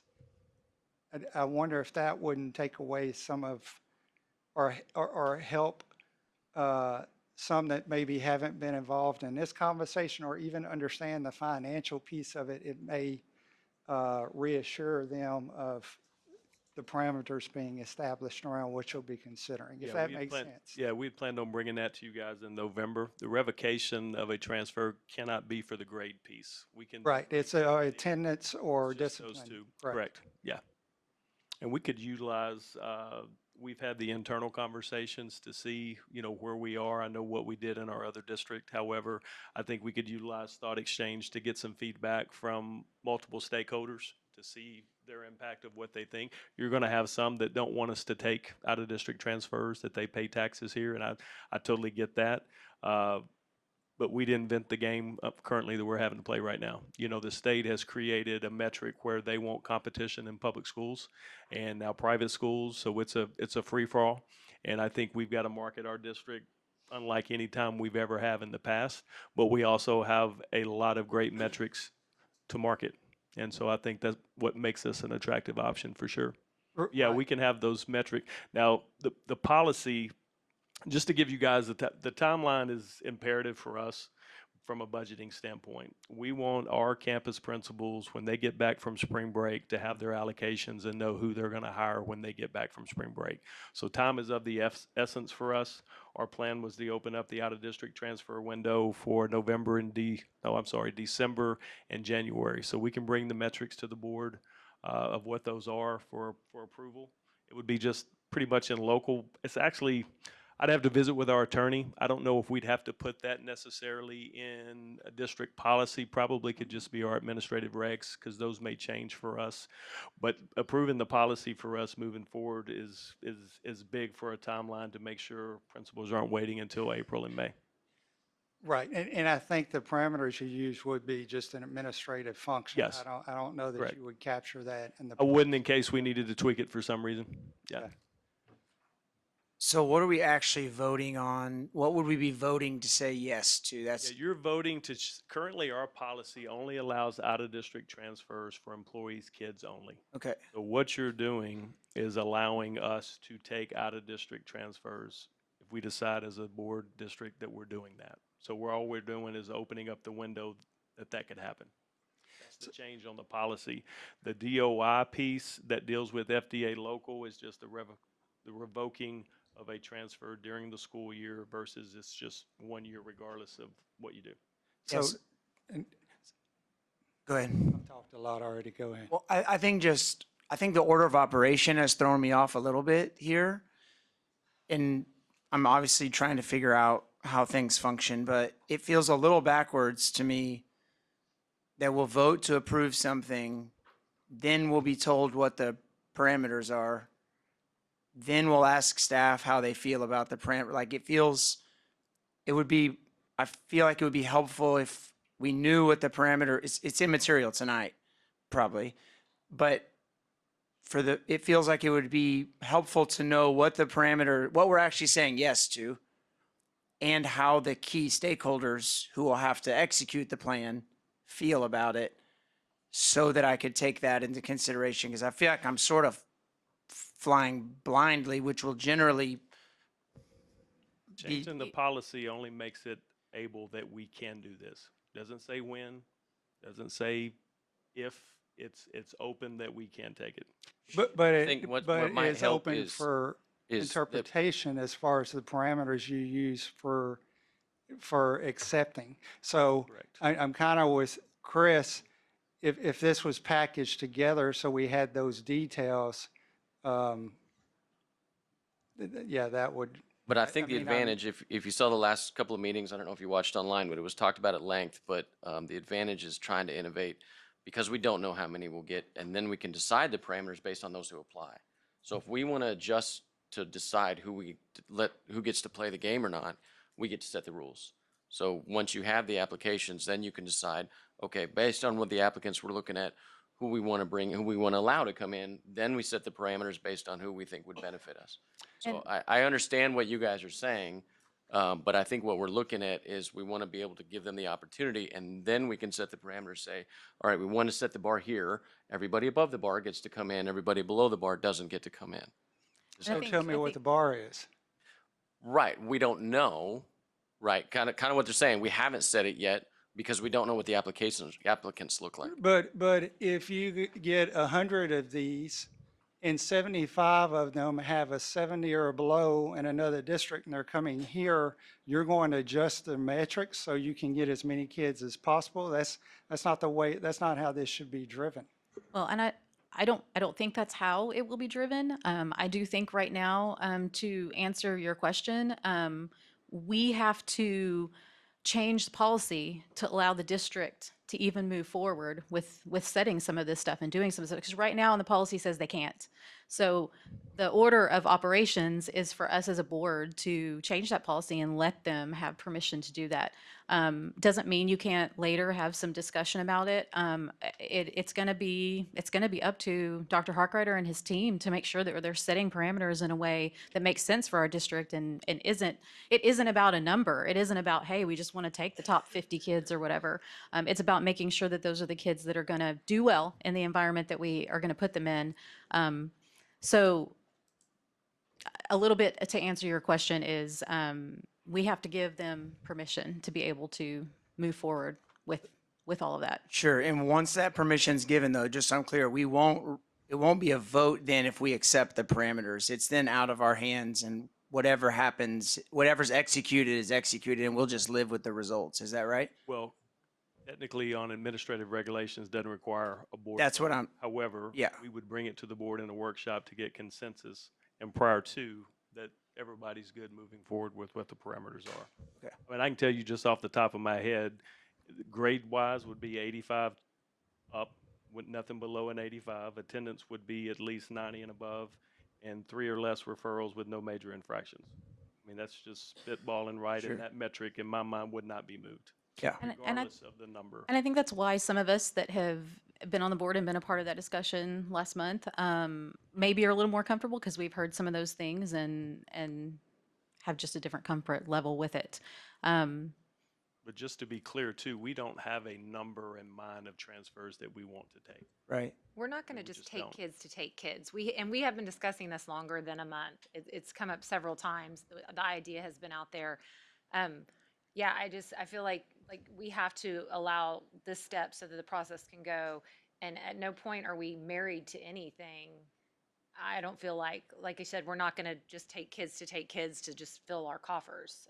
That's not how we operate in this district. This administration has never operated that way. So I think we have to let them do their jobs here. I motion to approve as presented. Second. I did want to, go ahead and you say. You can have a discussion, yes. I have a motion in a second. I just want to add, I mean, I said some of this in the workshop. I mean, I think this is something, in my opinion, we should give it a try, right? Because it is a tough situation for us and the state right now for public schools. And it is an opportunity to draw some kids to our district, and I think we will draw some. I am also, want us to be careful, not only about setting these parameters, which I firmly believe need to be set up front, because, I mean, we need to know and agree, we being you and your administration agree, what are those parameters that need to be set, and because it's not about hitting a number, it's about getting the right kids here. But I've said before too, I would rather bring in, and if we had hundreds and hundreds of these applications, I'd still probably rather limit how many came in, because I think there are a lot of unknowns about what it will look like in our district. Students, some of them will bring in more than the basic allotment, right? Because they have their weighted funding, and it's hard to know what that'll look like, and how are we able to get all the teachers in time to support new students. But I think it's worth experimenting with, or trying, because I really think it's an opportunity. And I add one more thing after hearing the presentation about Thought Exchange. I would expect in a year from now, we could be using Thought Exchange to be capturing some of that feedback on what folks in our district think on how it's going. So that's what I would hope to see. So I have a motion by Dr. Payne and a second by Ms. Simmon. All in favor, say aye. All in favor, say aye. Aye. All opposed? Okay, that motion passes 5-2. I'll send an email to everyone when we get back from Thanksgiving break for you to send me what you feel like the parameters should be, and then I'll gather that information and share it with you guys. And then we will get together as a team and bring the parameters to the board in a workshop in December. Okay, that's going to bring us back to item J2, which is consideration, discussion, and possible approval of recommended amendments to the District of Innovation Plan. Just a process question, because this policy's passed, that I absolutely believe that there needs to be an amendment that allows administration to revoke, if necessary, less than a year. So I absolutely agree with the recommended adjustment to the plan. The process question I have is, it may be here in the attached documents, I couldn't find it. My understanding to make an amendment to your DOI plan requires majority vote by DEIC prior to the board considering. I could be mistaken, or an advisory committee. DOI committee. DOI, Correct. and that's a That's comparable. my cabinet. But Commissioner's rule says a comparable committee, and your cabinet is not comparable to DIC. Our or attorney district said level advisor. that would work when we contacted her.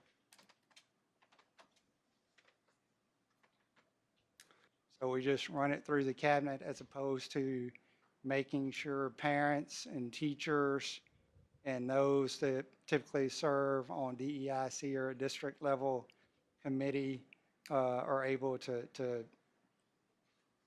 be knowledgeable of and take action on it. Was the board's job to accept the changes in the DOI amendments.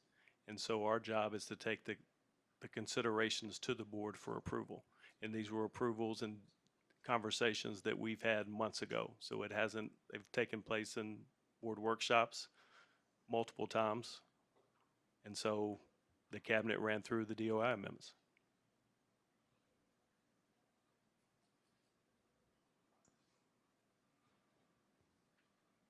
Okay, well, I don't, so council told you that was acceptable because that's really not what articulated on through the I'm agency. just telling you what council told me. I'm just telling you what's articulated on the agency. So we as a board have to choose to move on this or not. Do I have a motion? Motion approved is presented. Second. Okay, I have a motion by Dr. Payne and a second by Ms. Simmons. All I in do favor? have, I'm going to vote against it, not because I don't think they should be able to revoke, but I don't think that procedure was managed appropriately for the amendment. And I fear that if we're challenging on this in an appeals process and it goes to the agency, we'll lose. So I just want to make record of why I'm voting against it. All in favor, say aye. Aye. All opposed? Aye. I'm abstaining because this is way above my current board of trustee pay grade, so. All right, that motion passes then 5-1. And that is going to bring us to item K1, which is consideration, discussion, and possible action regarding the annual financial and compliance report for the fiscal year ending June 30th, 2025. Ms. Wilson?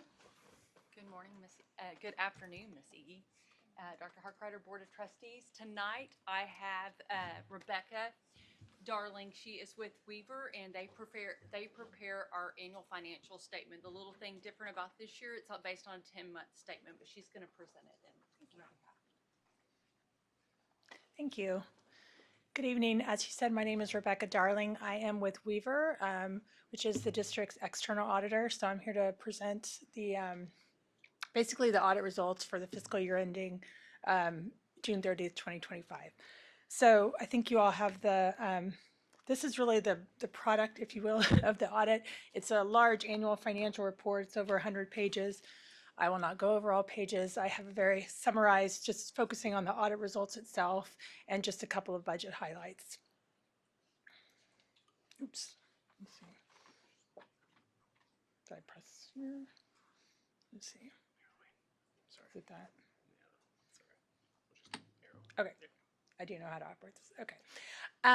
So for those of you that had the large document, I've pointed out some page numbers, but basically if you take nothing else away from this short presentation, the district did get an unmodified opinion, or that is basically a clean opinion. That's the highest level of assurance you can get on the financial statements. So that opinion is actually in the on page 3 of the annual financial report. Because the entity, the district does receive federal and state funding, there is also a government auditing standards opinion as well, which means we just have to go a little bit deeper. We look at compliance and controls and things like that. So there's another opinion in the back as well. That is a clean opinion as well. There's also a third opinion in the annual financial reports. It's on page 101. It's actually the opinion that is over your federal state grant dollars. That's actually in draft form right now because of the nice government shutdown. The federal government has not issued their final, what we call uniform guidance, which is what we have to have as our kind of our audit guide to issue audit opinions for federal funding. And so we've done that work. We don't expect the opinion to change in any way because the district gets a lot of the same funding, child nutrition, Title I, things like that. The work is done. We just have to technically wait on issuing that opinion in final form until we get that federal guidance. So hopefully within the next 60 to 90 days. But the major program that we tested this year for the federal funding was the child nutrition cluster, which basically has your school lunch and breakfast programs. So for that type of audit, we do compliance and controls. We look at specifically what the federal government gives the district in terms of guidelines of how those monies have to be spent. And so that's a different kind of audit, but it is part of the annual financial audit. And in the back, there's a schedule of findings and question costs. And right now there are no findings in that. So that's where you want to be. Just some required communications. I know this is small in regards to the audit itself. Our responsibility in relation to the financial statement audit is to form and express an opinion on the financial statements. Like I said, we did get an unmodified opinion. We cannot look at every single transaction for the 10-month period that we audited. Trust me, finance does not want us to do that. So we do base it on materiality and risk assessment. We are required to be independent of the district, so we go through that process every year, just making sure that myself and my team don't have any relationships with the board members or anything that might, in fact, or appearance, give us the appearance that we're not independent of the district. Significant risks identified during the planning phase of the audit. It is required that we do a risk assessment, so these are not red flags by any means. It's just part of our due diligence. Some of the things that we look at are what we call management override of controls. So even if a district has really good policies and procedures in place in terms of approval of expenditures and segregation of duties, there's always going to be individuals in finance that can go in and change numbers and make journal entries. So we always look at those processes, those journal entries made at year end and month end, and just make sure that the people that are going in and booking those numbers manually and making those changes are authorized to do so, that there's proper approvals for those. We also look at revenue recognition, so we want to make sure that the tax dollars, we vouch those and we confirm those. We look a lot at the state funding dollars and make sure that, particularly like the state funding is finalized per the TEA standards. We make sure that those numbers have been trued up, that any payables or receivables are booked. And of course, we look at a lot of the grant dollars as well, so the federal and the state grant dollars. And then we look at, the expenditures going out the door. We take samples and we look at just to make sure that there is proper approvals and authorization of expenditures in the different departments and things like that. So basically, we didn't have any material misstatements or internal control findings in any of those areas, and that's just kind of a little preview of some of the areas that we look at.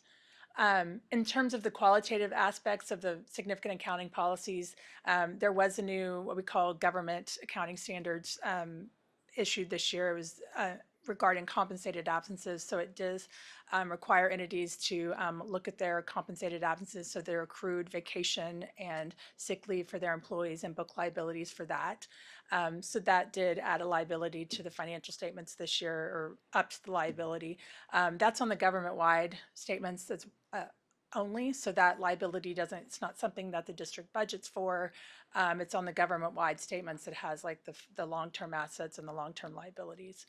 Under that qualitative aspects of accounting policies, we do talk about estimates as well. So there's always going to be estimates on the financial statements. I noted before, we do look at the foundation school program revenue because we want to make sure that That revenue that's booked for the year is the final number that was agreed upon, and so any receivables or payables based on what's been received at year end is booked. We do look at also at the what we call the incurred but not reported accrual for workers' compensation. So when the district has that program, there's always going to be claims out there that have incurred but not necessarily reported. So that number actually comes from a third-party actuary, so there's not a lot of management judgment involved in that. And similarly, at a government-wide level, the district's required to report their portion of the net pension and OPEB liabilities, which is so those actually also come from actuarial evaluations. So while those are large numbers and they do fluctuate from year to year, they come from third-party reports. So there's not a lot of management judgment involved in those either. And then just mentioning the compensated absences liability that was added this year, there is some judgment involved in that because you have to estimate based on historical knowledge how much sick leave and vacation time people are going to take. The disclosures, really the footnotes in the financial statements are very similar to last year and what the district is used to seeing, so nothing really new noted there. In terms of this slide, you see a lot of none noted. That's really where you want to be. We didn't have any significant difficulties encountered during the audit.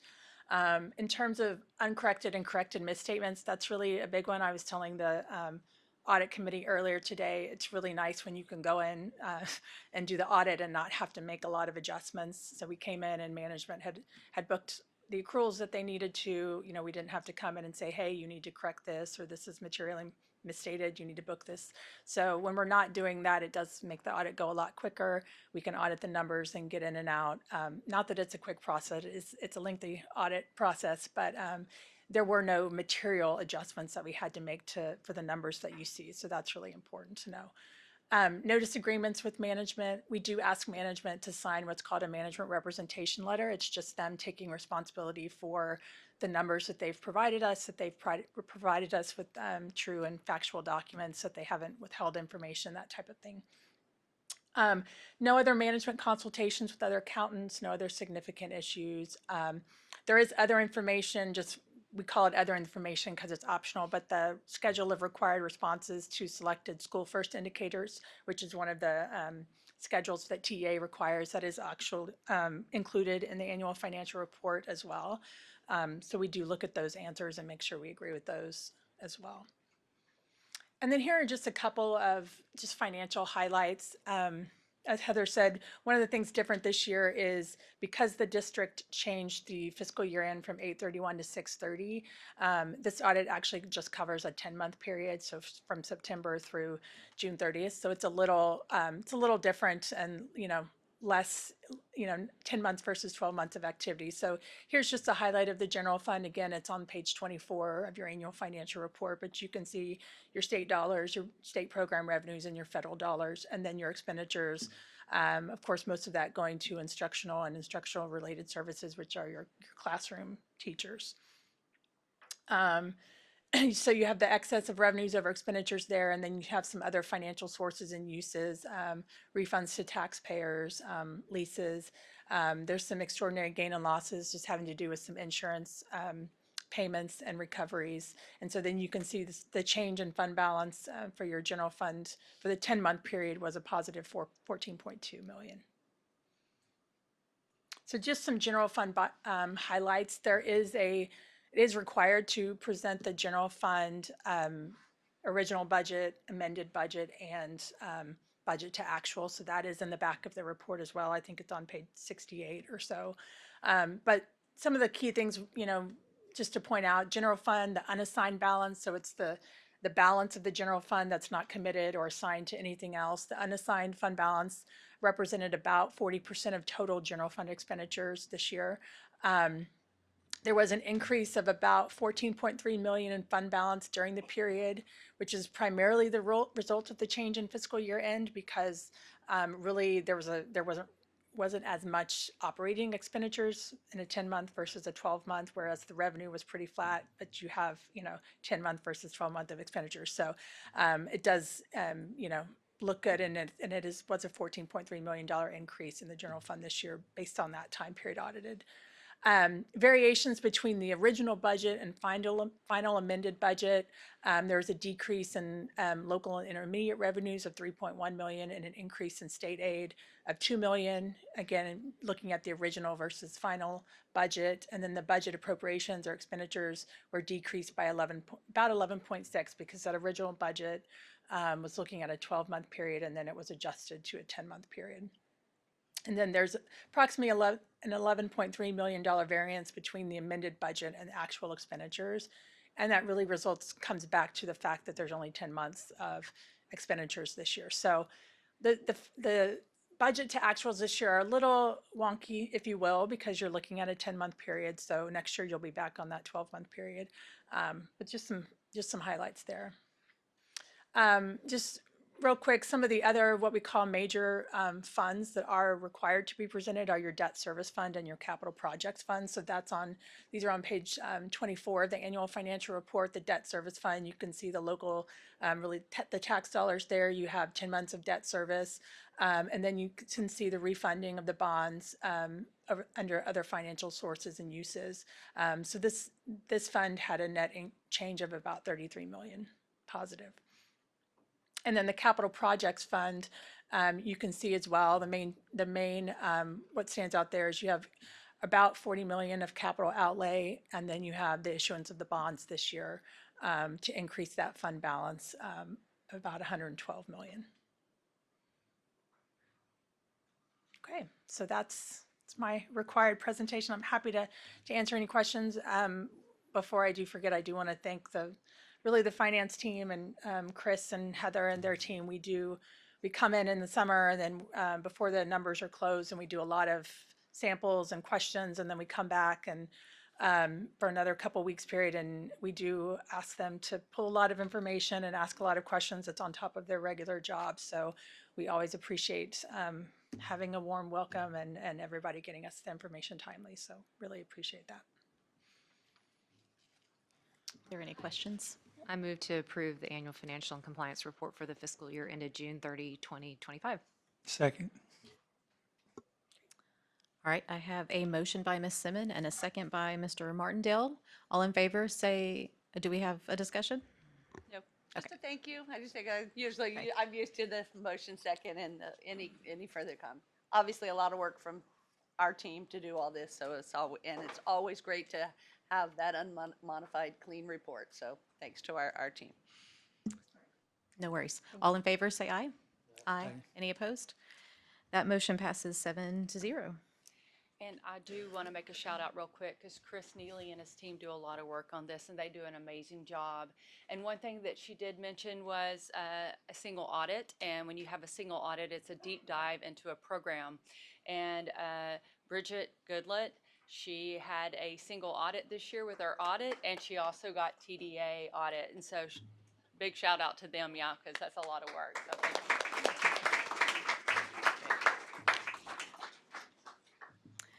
All right, next up is item K2, which is to consider nomination of representatives to the Brazos Central Appraisal District Board through resolution to begin January 1st, 2026.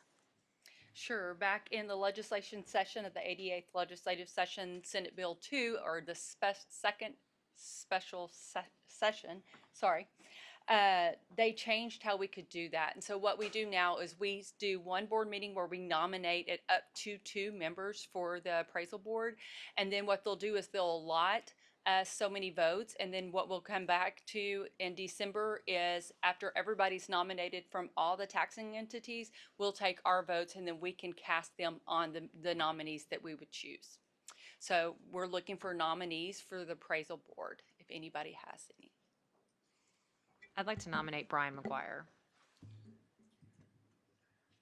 Okay, Brian McGuire. So we'll say that to board members that this is a big time commitment. So we're open to hear any nominations that you have, keeping in mind that hopefully you've spoken to these people about the fact that you're going to nominate them. Awesome. So if there's no other discussion, it's the recommendation that the Board of Trustees of College Station ISD approve the resolution to nominate Brian McGuire for a director position to run for the appraisal board.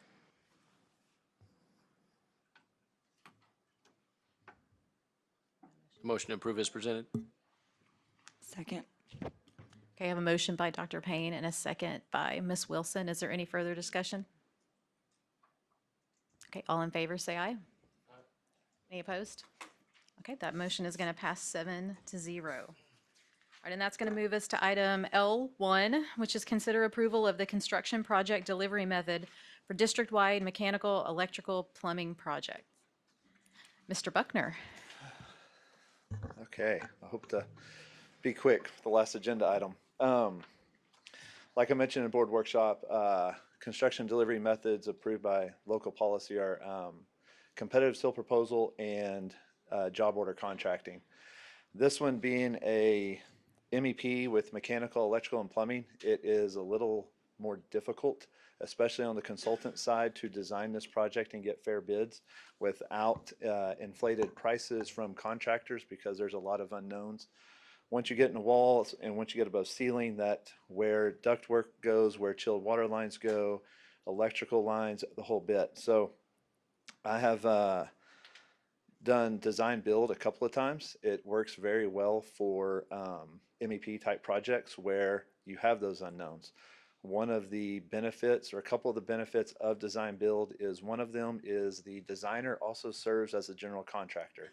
So there are no fingers pointing at another entity as the plans are wrong, so now there's a change order or anything else. There are no change orders in this because they point back to themselves because they did the plans wrong. Which kind of goes into both. It serves, and there's no change orders with it. So this project would consist of finishing out the district with LED lighting, which is more energy efficient to help lower some of our energy costs. This will also, one of the big factors of this, which all kind of started it, was adding mini splits HVAC units into our MDF and IDF rooms to keep those at a constant temperature for our servers versus having to run a portion of the building to operate in those MDF IDF rooms, so we don't have to incur as many costs there, as well as aged out HVAC systems. We have air handlers in buildings that are some of them are 30 plus years old and it's time for replacement. So we're looking at those in that 20, 25 year and older range of where that would be. But of course, this project would go through a process to select a contractor designer. It is a two-step process, so it is kind of lengthy of an RFQ as well as an RFP on their pricing. But then we would get into the design phase and make tweaks from there of what this project would consist of. In the past, this project has worked for me as always being after hours holiday work. So when everybody is leaving the building, they are entering the building, and when they are entering the building, the contractors are leaving. And the goal is for them not to even, the principals to not even know that the contractor was there overnight. So this would allow us to start getting the process rolling with getting a proposal set up and put out for RFQ and for bid. And it would be utilizing 2021 and 2023 bond funds for this project. Do we have any questions for Mr. Buckner? I guess the only one is that I was a little surprised to see that there was still some 2020, something would come from a 2021 bond. Are we, I thought the last time we had said that was the last thing coming off of that. There was some money allocated for like LED lighting It and was stuff already in that one, allocated. and that would deplete it all, correct. Okay. Motion to approve is presented. Second. Okay, I have a motion by Dr. Payne and a second by Mr. Martindale. Any further discussion? All in favor, say aye.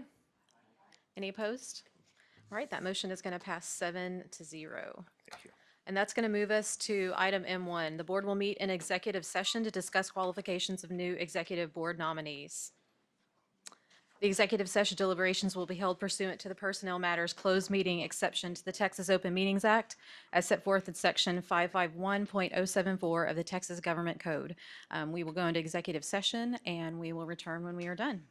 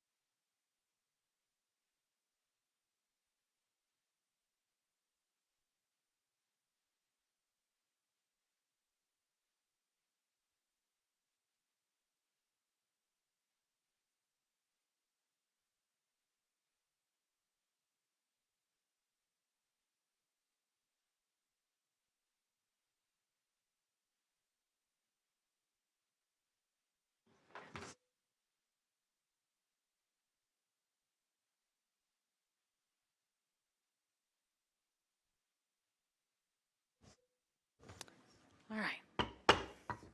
Okay, the time is 9:56. We're coming back to open session. Do I have a motion for president and vice president? I make a motion that Kim Ege be president and Heather Simmon be vice president. Second. Okay, I have a motion by Mr. Martindale, a second by Dr. Payne. Any further discussion? All in favor, say aye. Aye. Any opposed? That motion passes 7-0. For the position of secretary, we have two nominations. One is Ms. Wilson, the other is Ms. McAdams. So I'm going to ask for, by a show of hands, who would like to vote for Ms. Wilson? Okay, who would like to vote for Ms. McAdams? Okay, so Ms. Wilson has the votes 4-3. May I have a motion? A motion that Heather Wilson be nominated as secretary. Kristen Wilson. Why do we, all night we've been doing that. Kristen Wilson be nominated as secretary. Second. Okay, I have a motion by Dr. Payne and a second by Ms. Simmon. All in favor, please say aye. Any opposed?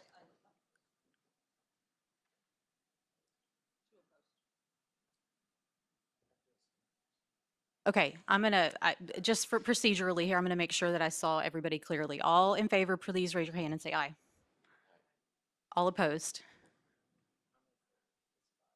Okay, that motion passes 5-2. Thank you, guys, and that's gonna move us to adjourn.